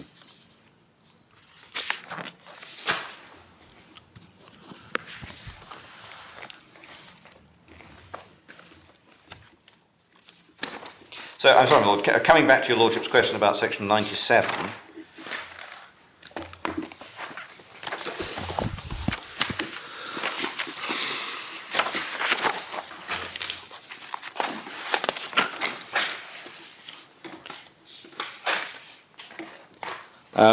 Essentially, section 97 has its own definition of manufactured interest. So it doesn't even refer back to Schedule 23 for the definition. It's in essence defined in section 97(1).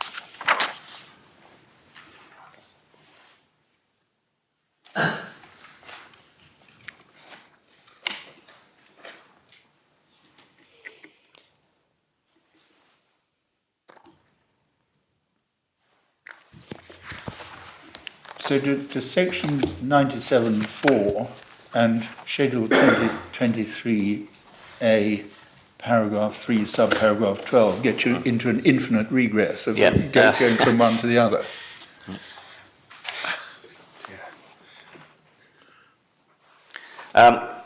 Well, my Lord, obviously in 23(4), there being an explicit cross-reference to what would be the treatment under section 23A, you have to look back at that section to assess whether or not 97(4) applies.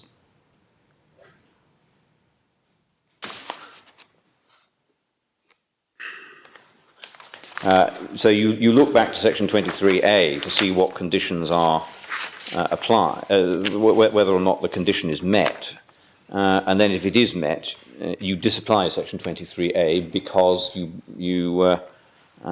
effectively bring it within section 97, and so 23A itself disapplies itself at that point. That must, in my submission, be the way that the provisions interact.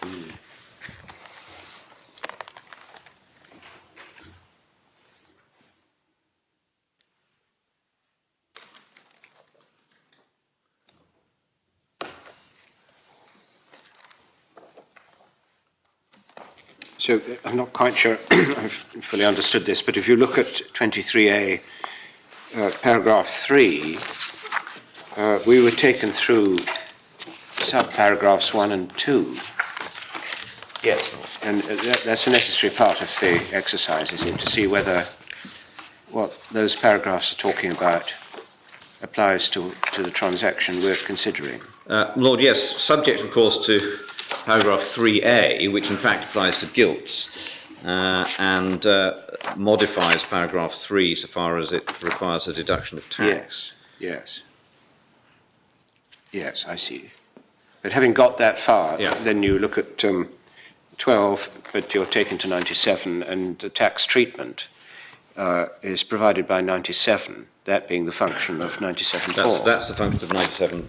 97.4 effectively means that the sole tax treatment is then dealt with under section 97. Yes. So in other words, the situation where you have a net paying repo, where there isn't actually an onward transfer of the coupon. I mean, that the section 97.1 and 2 deal with the case where there is a real manufactured payment, where cash actually changes hands. And clearly that's dealt with under section 97 because paragraph 313 of Schedule 23A disapplies Schedule 23A in those circumstances. And then what 97.4 is trying to do is to assimilate the position where there is no real payment, but where there would be a deemed payment under section 737A, so as to equate the two situations.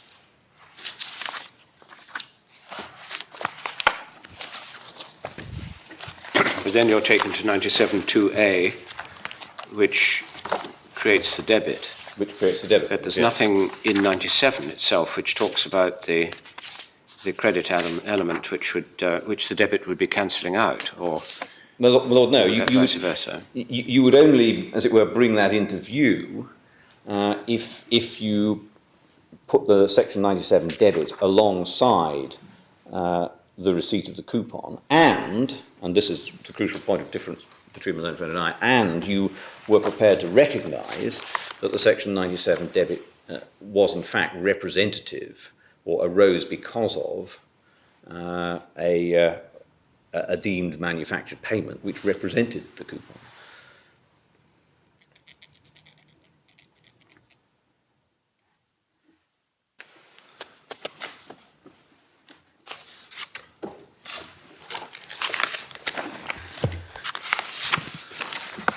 Lord, can I just, in connection, coming back to my submission as to why your Lordship should have regard, as it were, to the underlying reality of the deemed payments, rather than simply treating them in isolation, can I refer you to Mr. Holgate's report at paragraph 711, which is on page 234 of volume 2. Sorry, I missed the page number. Page 234 of volume 2. Okay.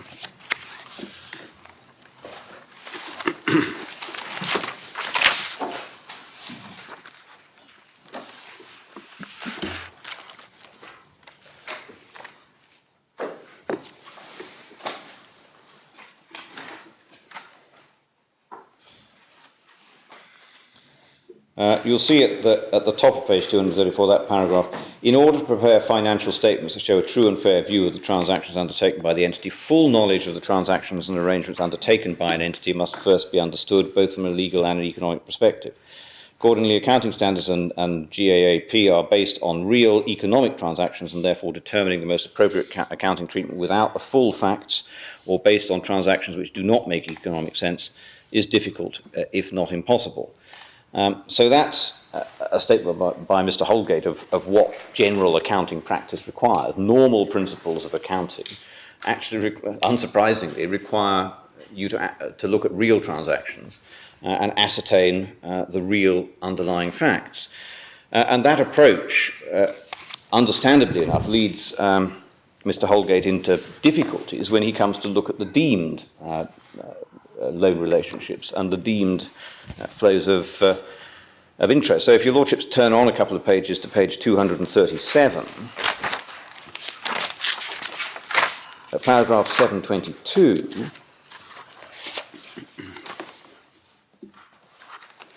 he says, from an accounting perspective, it is not possible to determine the debits and credits to be brought into account in respect of any deemed cash payment. Sorry, I should say, he's talking here about section 97 and 737A. It's not possible to determine the debits and credits to be brought into account in respect of any deemed cash payment that fairly represent the loan relationship unless one has more information about the transaction.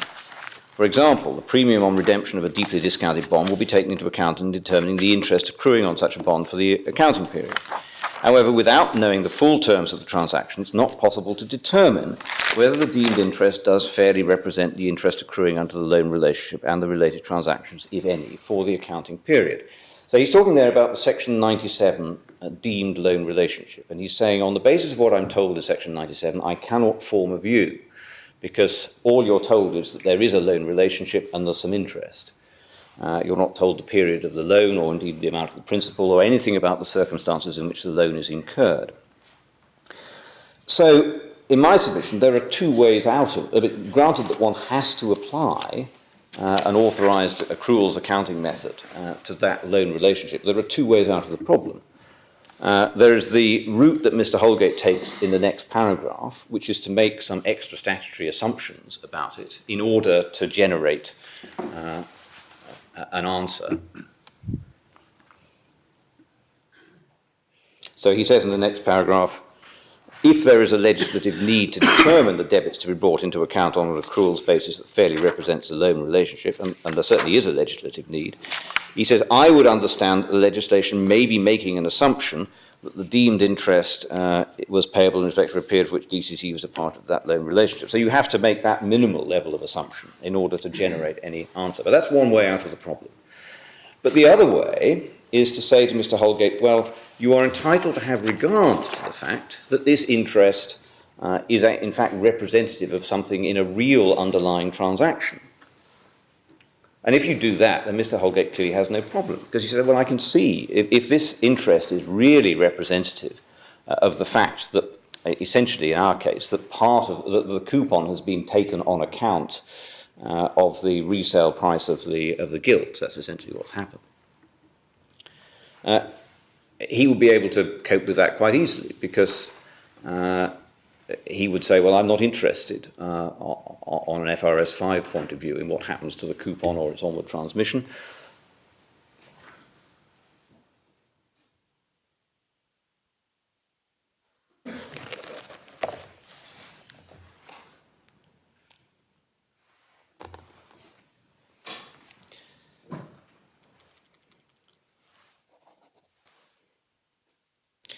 So sorry, just to detain you, the last sentence of 7.23 seems to be detaching himself from the accruals method. Do I understand it correctly that he's saying, well, it doesn't really get you the answer you really need? Sorry, well, the last sentence of 7.23, from an accounting perspective, a debit for the whole amount, and that would be as opposed to a debit for the... Well, my Lord, I think I'd submit what Mr. Holgate would say is that what he's done in the first part of 723 is assume that the interest was referable to the entire period over which the DCC was party to that loan relationship, i.e. the period of the repo. Mm-hmm. And obviously, if you assume that the interest accrues over the entire period, that all of that interest, 28.8 million, accrues over 15 or so days, then on an accruals method of accounting, you can accrue 28.8 million. If you assume that 6 months interest accrues in 18 days, you're going to get a funny result. I mean, that's not what he says, but it's a comment on what he says. Well, what it is, I mean, clearly it's... but that, I suppose the other approach, which would be to say, well, I'll assume that the interest under Section 97 accrues over the coupon period, in which case I'll only accrue 2.9 million. But he's made an assumption, and I'm not with respect saying he's wrong about this as a matter of law, that probably what Section 97 requires is well, perhaps, sorry, can I come back from that? He has made an assumption from an accounting point of view that the interest of 28.8 million is accrued simply over the period of the repo. And on the basis of that assumption, his answer is impeccable. I mean, it's not for me to criticise his expert evidence. It's not challenged. That on an accruals basis, clearly you accrue 28.8 million, if that's the assumption you make. But the point I'm making at this stage is, and it's another way of in a sense, boiling down the difference between my learned friend and I, is this legislation requiring you to make things up about these artificial transactions in order to allow your accountant to give you an answer? Or is it the case that you can actually look at the reality, that you can look at what these payments in reality represent? And when you bear in mind that normal accounting principles require you to look at the reality of the underlying transaction, then it's not difficult, in my submission, to get to the position in which you say that as a matter of interpretation of this legislation, it is permissible, when applying Section 84, to look at the underlying reality. And I'm conscious of the criticism which comes back from a learned friend, well, and from Mr. Justice Norris, and a moment ago from Lord Clark, that, well, it seems much ado about nothing, just to end up with the result in the statutory accounts. But that happens, in my submission, to be the way that these provisions operate, and better that they should operate in that way, than that they should operate in the way that DCC contends for, which will generate in every repo, I'll come on to this in a moment, but in every repo of which involves a loan relationship, i.e. gilts or bonds or whatever it may be, whether over a coupon date or not, on DCC's construction, every repo generates a tax result which is at variance with the accounting treatment. And if the Chartered Institute of Taxation are worried about anything, they ought to be worried about that. But have the amendments... Prospectively, but for the past, the reason, as my own friend says, there has been retrospective legislation in order to cure the problem for all transactions except transactions which precisely fall within this type of transaction. What method was used to cure it? To go back to statutory accounts or some further very convoluted? The method used, my Lord, was an amendment to Section 97, I think, in order to put things right. Sorry, I can't give you chapter and verse on that because I don't have the text in front of me. But was it a method that's consistent with where you're putting the case, or was it... Can I come back to that after the short adjournment, Lord, when I had a chance to refresh my memory of exactly what wording was used to achieve that? It doesn't touch the wording of Section 84(1), though, does it? No.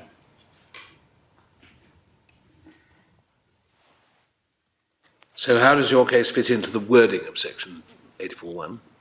Well, Lord, the wording of Section 84(1), to come back to that,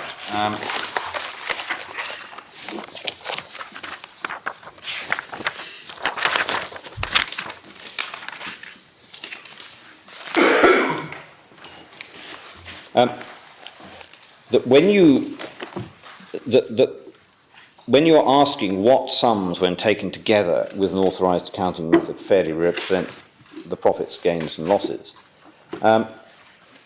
that,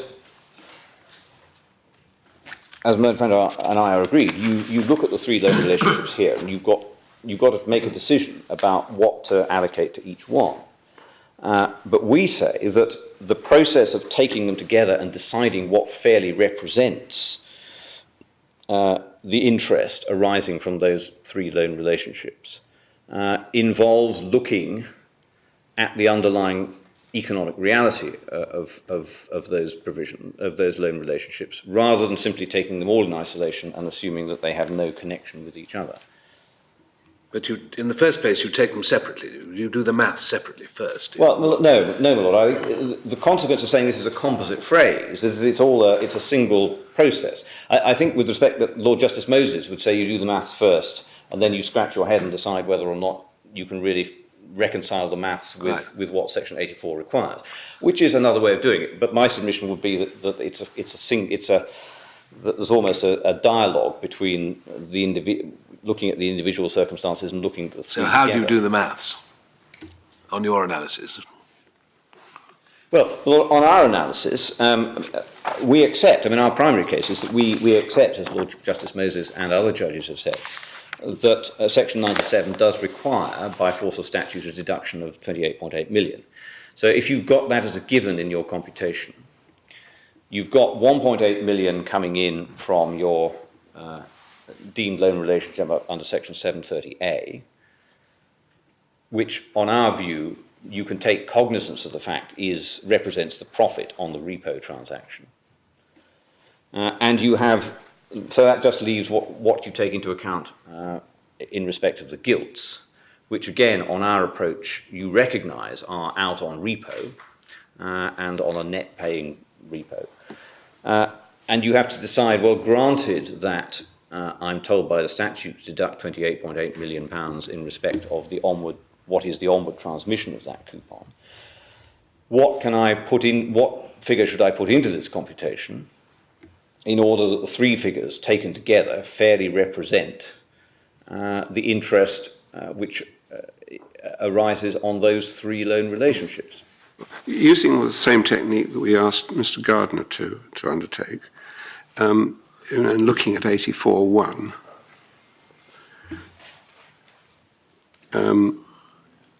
the credits and debits we have to look at later, but the loan relationships are the three loan relationships. What are the sums then which you say are referred to in the second line? The sums would be plus 1.8, plus 28.8, and minus 28.8.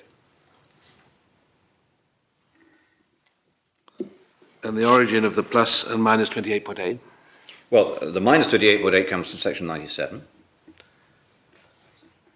And the plus 28.8 is the figure that you need to insert if you're to end up with three figures, which between them, when taken together, fairly represent the interest on those three loan relationships. If you have regard, as I say you can, to the underlying economic reality of the two deemed loan relationships. And A and B, you say that's quite easy, you just look at the economic reality. Yes. Well, you mean 84.1 A and B? Yes. Yeah, yes.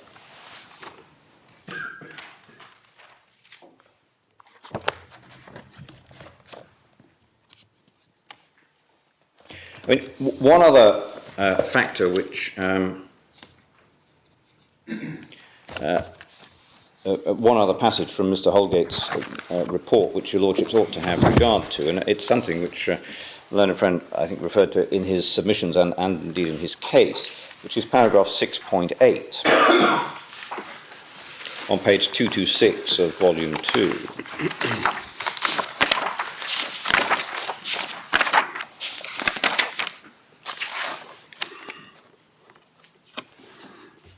And he says, he refers to the statement of principles for financial reporting and the four principal qualitative characteristics of financial statements.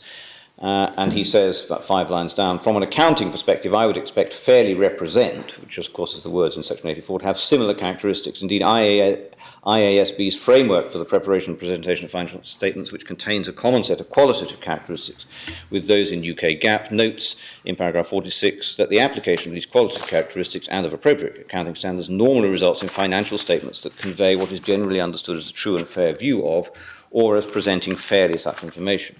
There is no significant difference between giving a true and fair view, presenting fairly, and fairly represents. So, feeding that into section 84, what you're really trying to do, taking the three transactions together, is produce a result which is a true and fair view of those three loan relationships. And once you're prepared to look at the underlying economic reality of those loan relationships, of course you end up with the same result as you do in the statutory accounts, which are doing likewise, also looking at the economic reality. If you take very, very broadly all the statutory contexts in which fairly represents has been used, it seems to connote something like fairly equivalent to. Fairly equivalent to? I mean, I'm looking at things like the Agricultural Holdings Act and the Employment Rights Act and so on.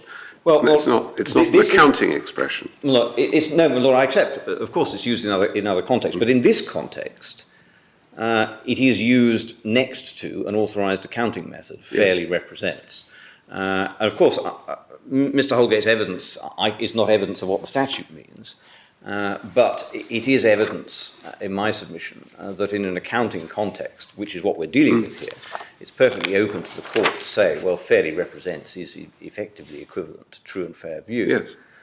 The other view, which of course is the view my learned friend castigates, is that fairly represents involves some kind of judicial discretion which enables the judge to depart from any sort of constraints imposed by accounting principles and decide what he thinks is fair. Well, there seems to be a hint of that in Lord Justice Ricks's judgment.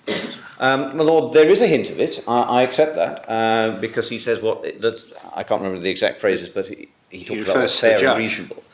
He refers to the judge. Well, he does refer to the judge, although, my Lord, it is, with respect to truism, that the interpretation of this legislation is indeed for the judge. There are limits to what Mr. Holgate can assist us with. I'm not suggesting, and we'll come, if we may, in a moment to Lord Justice Ricks's judgment. I'm not submitting, and I would submit that this is not what Lord Justice Ricks meant, that there is some judicial discretion about how to deal with these credits and debits, which is not anchored in normal accounting principles. But the difficulty is, isn't it, that the minus 28.8, that's arrived at by applying an authorised accounting method, the accrual method. And the 1.8 is okay, but the plus 28.8 is put in as a sort of fudge mechanism in order to get the result you first wanted, isn't it? Well, it's not justified by any accounting method, is it? I mean, would be the argument or part of the argument. Absolutely, Lord. Yes, why is that right? I mean, if we go back to the credits and debits in section 84, what are they? Are they each of the plus 1.8, 28.8 and 28.8? Well, assuming that this was the only loan, these three loan relationships were the only three loan relationships the DCC had in that accounting period, those would be the three elements. Yeah. But the justification for 28.8 is that if you insert any other figure, you will not end up with something that fairly represents the three loan relationships taken together. Yes. It's circular, isn't it? Because if the credits and debits to be brought into account are the sums, which on your case fairly represent all profits, gains and losses and all interest, etc., then they are defined by the latter part of the subsection and not independently defined.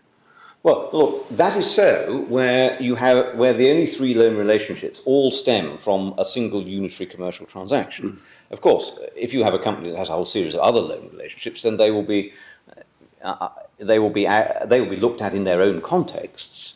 But assuming that those contexts are economically distinct, then they will be added in or subtracted, as the case may be, to give the final result. But it's just on the fact of this case that the three loan relationships are all economically linked. If you look at the underlying circumstances, that it's permissible and indeed necessary to put them together.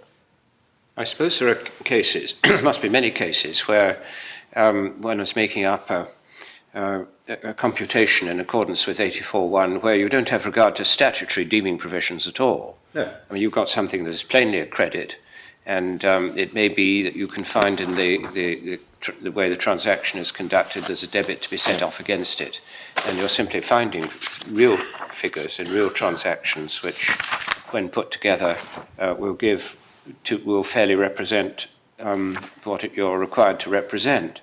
In this case, as I understand it, the problem on your approach is created by Section 97, which creates a debit which wouldn't normally be there, but it's there. The statute requires you to put that in as a debit. And you're saying, well, that's fine, but and if you challenge me on the credit side, you're saying, well, the authority for that is in 84.1 itself. You don't need an authority elsewhere because this debit has been created by the statute, and that requires you then to think about it. Yeah.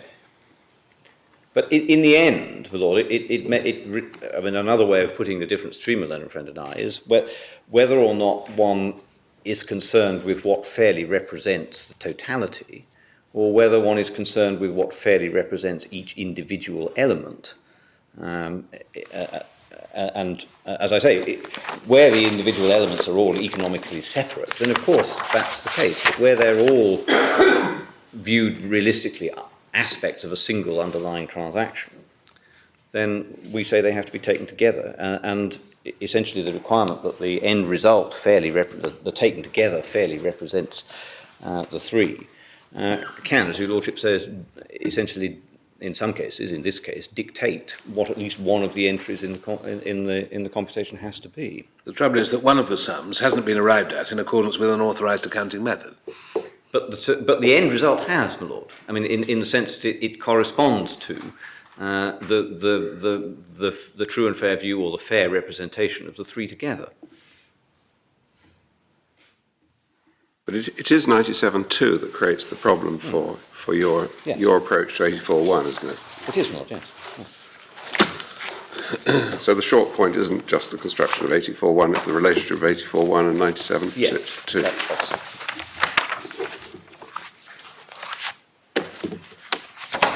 that's my Lord, that's developed where we say the fault lines lie, where the issue is. I hope you will find that a helpful overview of our case as opposed to my learned friend. I wanted to move on to look at some other aspects. I mean, obviously there is an awful lot of argument in the background about how these provisions operate. And I wanted to look at some other aspects of the learned friend's presentation yesterday. And I wanted to start by considering the totality of the transaction, including X-Bank, which my learned friend spent some time talking about yesterday as well. My learned friend and I spent quite a lot of time before the Special Commissioner talking about X-Bank, and my conclusion was we probably generated more heat than light, because it's bad enough working out what DCC's tax position is without also trying to grapple with X-Banks. But if one assumes that X-Bank was UK resident and therefore was within the UK tax code, we know what the accounting position of X-Bank would be, and that's paragraphs 5.3 and 5.4 of Mr. Holgate's report.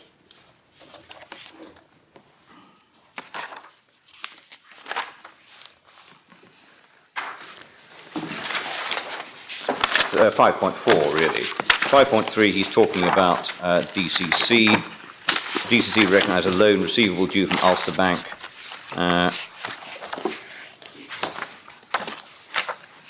and 5.4, I would expect Ulster Bank to continue to recognise its holding against the gilts as an asset in its balance sheet and to recognise the liability due to DCC over the term of the repo. Ulster Bank would accrue a finance cost over the term of the repo equivalent in amount to the finance income recognised by DCC, which is the economic profit of the repo arrangement, and Ulster Bank will continue to accrue the income arising on the gilts as finance income for the period of the repo transaction. The accounting position of X-Bank is that it would accrue 28.8 million of coupon because it assumes that it owns the gilts throughout. Well, I say that clearly if DCC had bought the gilts partway through the coupon period, it wouldn't accrue the whole of 28.8, but for simplicity's sake, let's assume that it's owned the gilts since the coupon period began. So it will accrue 28.8 million in respect of the coupon. It will accrue an interest expense of 1.8 million in respect of the notional interest, which is payable under the repo. So it will end up with a credit in its loan relationship computation of 28.8 and an expense of 1.8.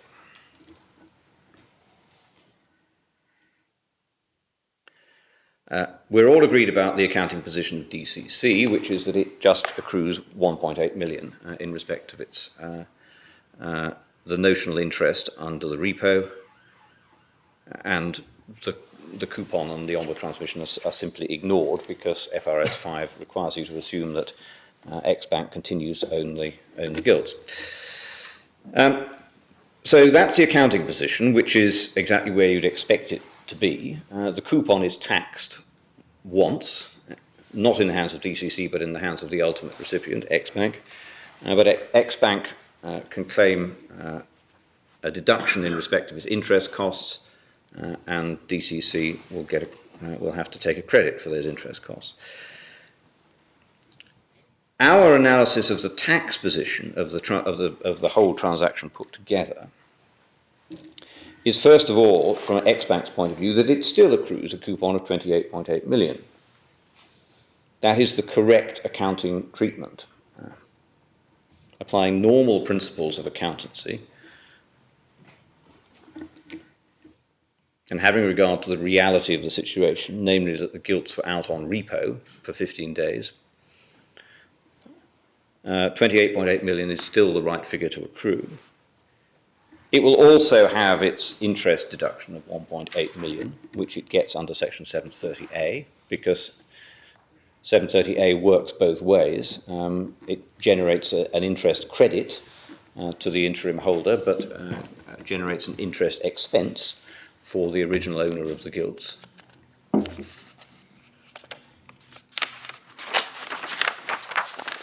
And there's also a deemed income receipt equal to the coupon under Section 97. So there is at that point the potential for some duplication, because normal accounting treatment, as I've submitted, as Mr. Holgate tells us, would accrue 28.8 million in respect to the coupon on the gilts. But if your lordships recall Section 97(2)(b,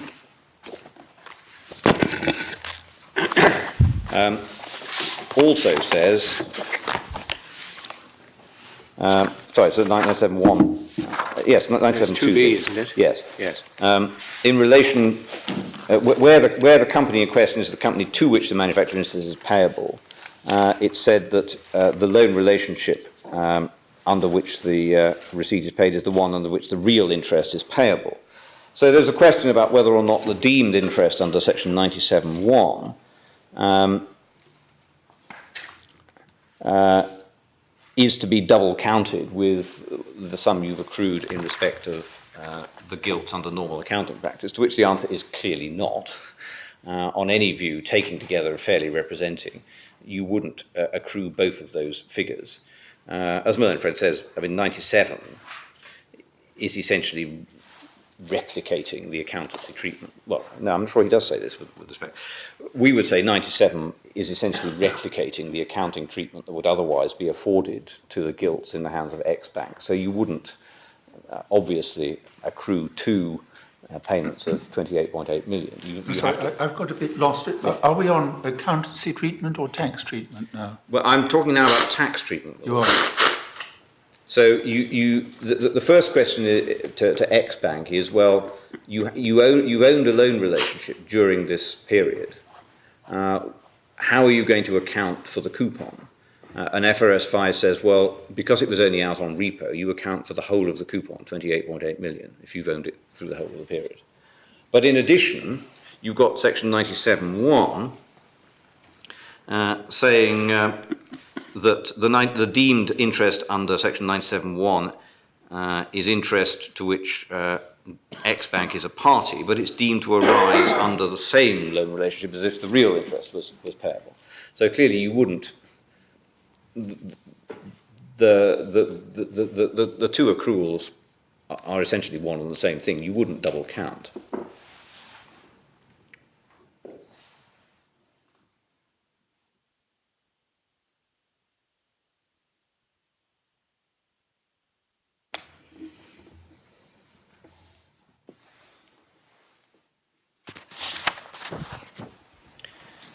I'm sorry.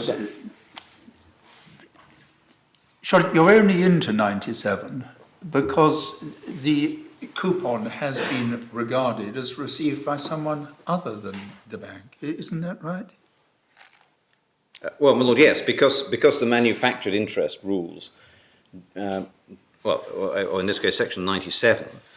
I mean, that's why I asked you whether we're on accountancy or tax, because I can see that for accountancy, obviously, and as we all now well understand, the bank disregards the repo and accrues the whole of the coupon. But Section 97 is only going to apply if for tax purposes, it's treated differently, isn't it?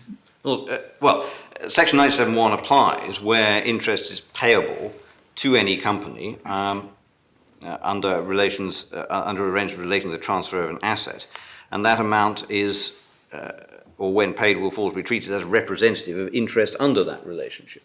So the trigger for Section 97 is that there is, absent a deeming provision in 4, but take a net paying repo where the coupon is actually paid over. What triggers Section 97 is a cash payment.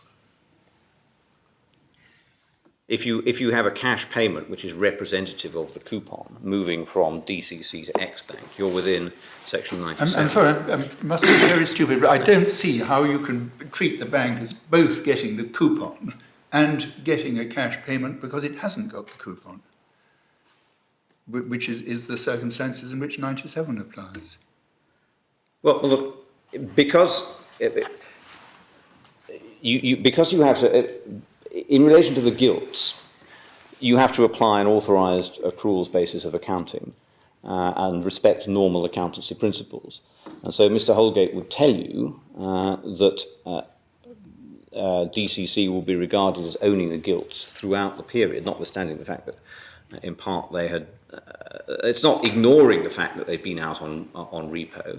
An accountant will acknowledge that legally speaking that's what's happened, but the economic reality, the substance over form, is that they have retained economic ownership of the gilts throughout, so they should be accruing 28.8 million in respect of those gilts over that period.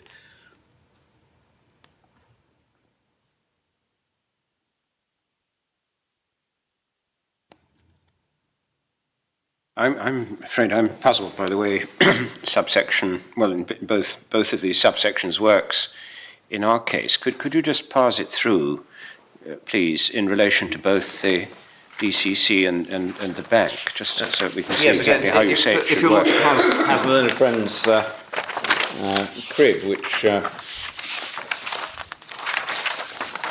inserts the relevant parties and the amounts. Yes. So the section applies where any amount. Now, well, the complication here is that we're dealing with a net paying repo, which means that that you have to take in 4 before you look at 1, which is why I was asking your lordships initially to suppose that this was a simpler case of a gross paying repo, where all that happens is that DCC just transmit the coupon as soon as it's received, and the resale price is adjusted accordingly. And if you make that assumption to begin with, so take the simple case first, DCC pays an amount of manufactured interest.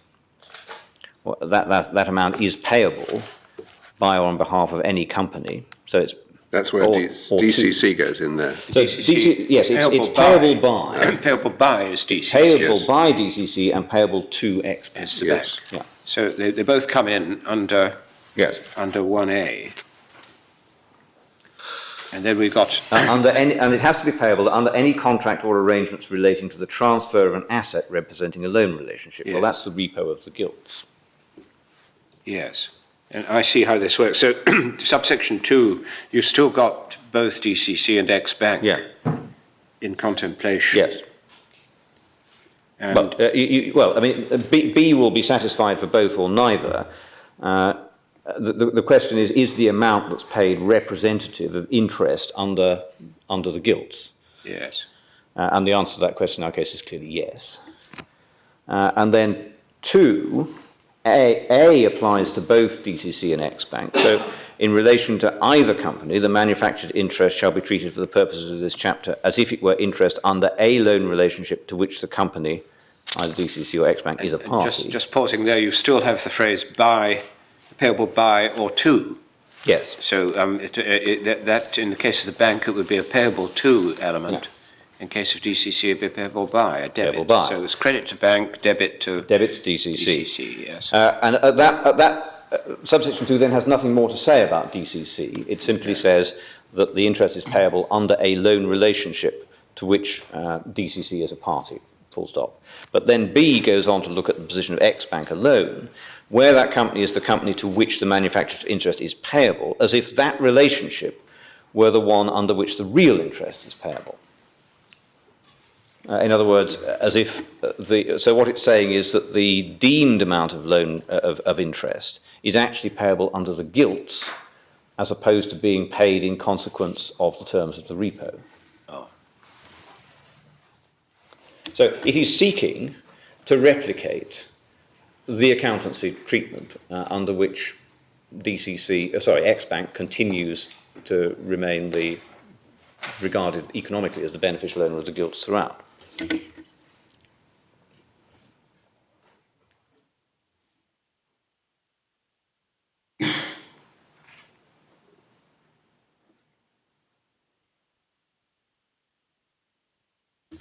And sorry, I mean, I'm making heavy weather of this, but the only point I was trying to make is that in addition to that deemed accrual, if you like, entitlement to interest on the gilts, which arises under Section 97, there is the question of how, regardless of Section 97, an accountant would treat, applying normal accountancy principles, accrue the coupon in respect of the gilts that DCC actually owns. And an accountant would say, applying normal accountancy principles, I would accrue the whole of the 28.8 million. So you've got the accountant and Section 97 essentially doing the same job, but clearly, taken together, fairly represents, would exclude any possibility of counting 28.8 million twice.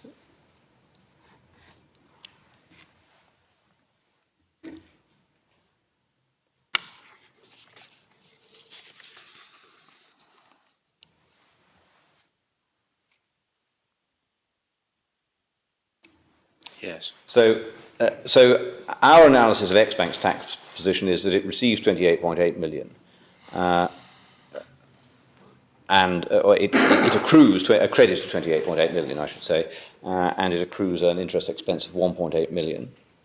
And we've already been through our analysis of DCC's position, which is that it accrues a credit of 28.8 and a debit of 28.8 and a further credit of 1.8. So on our analysis, the end result does indeed match the accounting treatment in the company's accounts. DCC's analysis of the tax position, as we understand it, is that X-Bank accrues not 28.8 million, but 25.9 million. Which is 28.8 less 2.9. Because under X-Bank's analysis, DCC is accruing 2.9 during the period of the repo.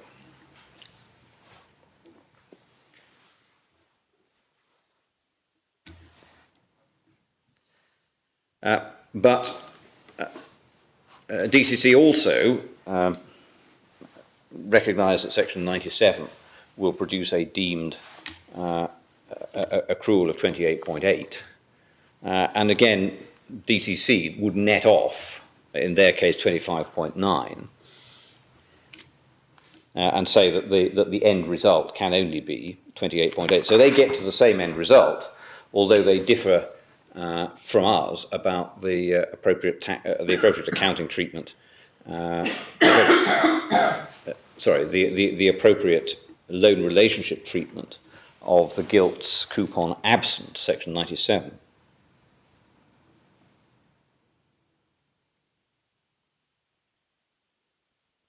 Sorry, just say that again. So absent Section 97 on their case. They say that X-Bank would accrue 25.9 million of coupon in their loan relationship computation, because they're also saying that DCC is accruing the other 2.9 million.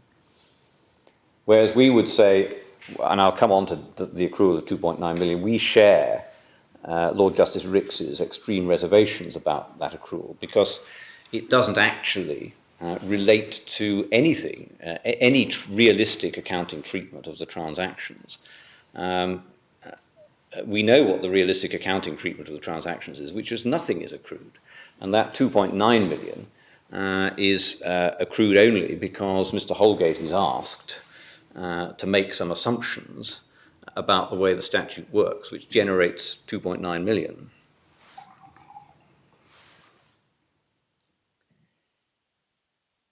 But the net result, I think, on both sides is that we both agree that X-Bank should be taxed on 28.8 less 1.8 interest expense. And of course, we then differ over the tax position of DCC because, according to DCC accrues interest of 1.8 million under Section 730A, which we're both agreed on. It then accrues 2.9 million in respect of the coupon. It then accrues an expense of 28.8 million under Section 97, and thereby makes a loss of 24.1 million.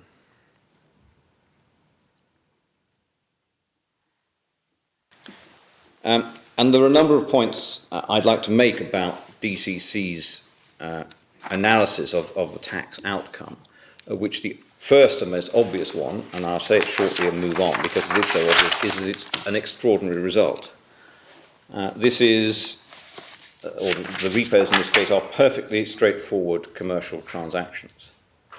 They're not fancy tax avoidance schemes. They're not designed to exploit some obscure loophole in the legislation that nobody's thought of. Gilt repos are absolutely standard, carried out in their thousands, tens of thousands every year in the city. And a good many of them will go over a coupon date. Not all of them, obviously, but a good many of them will. The documentation in this case is perfectly straightforward, standard commercial documentation. So it's not a case like Bank of Ireland, where the taxpayer devised a form of three-legged repo, which the benefit of the repo was assigned halfway through and introduced an offshore company. The Court of Appeal, Lord Collins, pointed out that this was simply something the draftsman hadn't foreseen, that the repo legislation simply worked on the basis of two-party repos, and it couldn't be stretched to accommodate the rather surprising consequences of having essentially a three-party repo.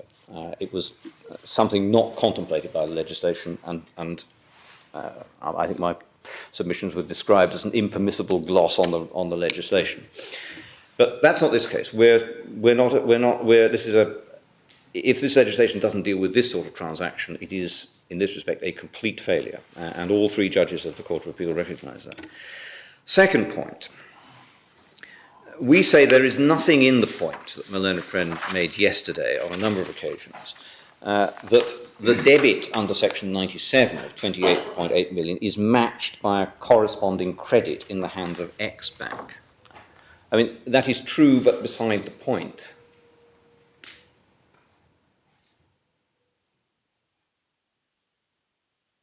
The mischief in this case isn't about the fact that the credit, that DCC gets a credit which is matched by a debit for somebody else, but that DCC gets a debit which is not matched by a credit for it.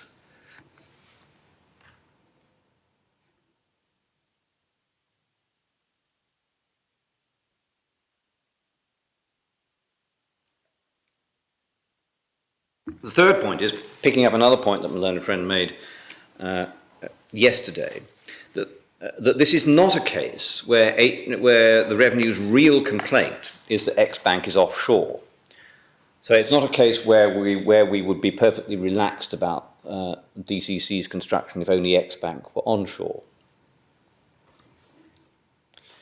As it happens, as my learned friend explained to you yesterday, X Bank will not pay UK tax on its gilt receipts because it's in Ireland and not in the UK. But that's because it's offshore. And the revenue don't have a problem with that. If it's onshore, it pays tax, and if it's offshore, it doesn't. That's the way the legislation works. But bringing X Bank onshore doesn't in any way cure the problems thrown up by DCC's construction so far as it is concerned. It doesn't make the outcome of DCC's construction any more palatable just because the revenue happened to get some tax on the gilts because the coupon is ultimately payable to an onshore rather than an offshore company.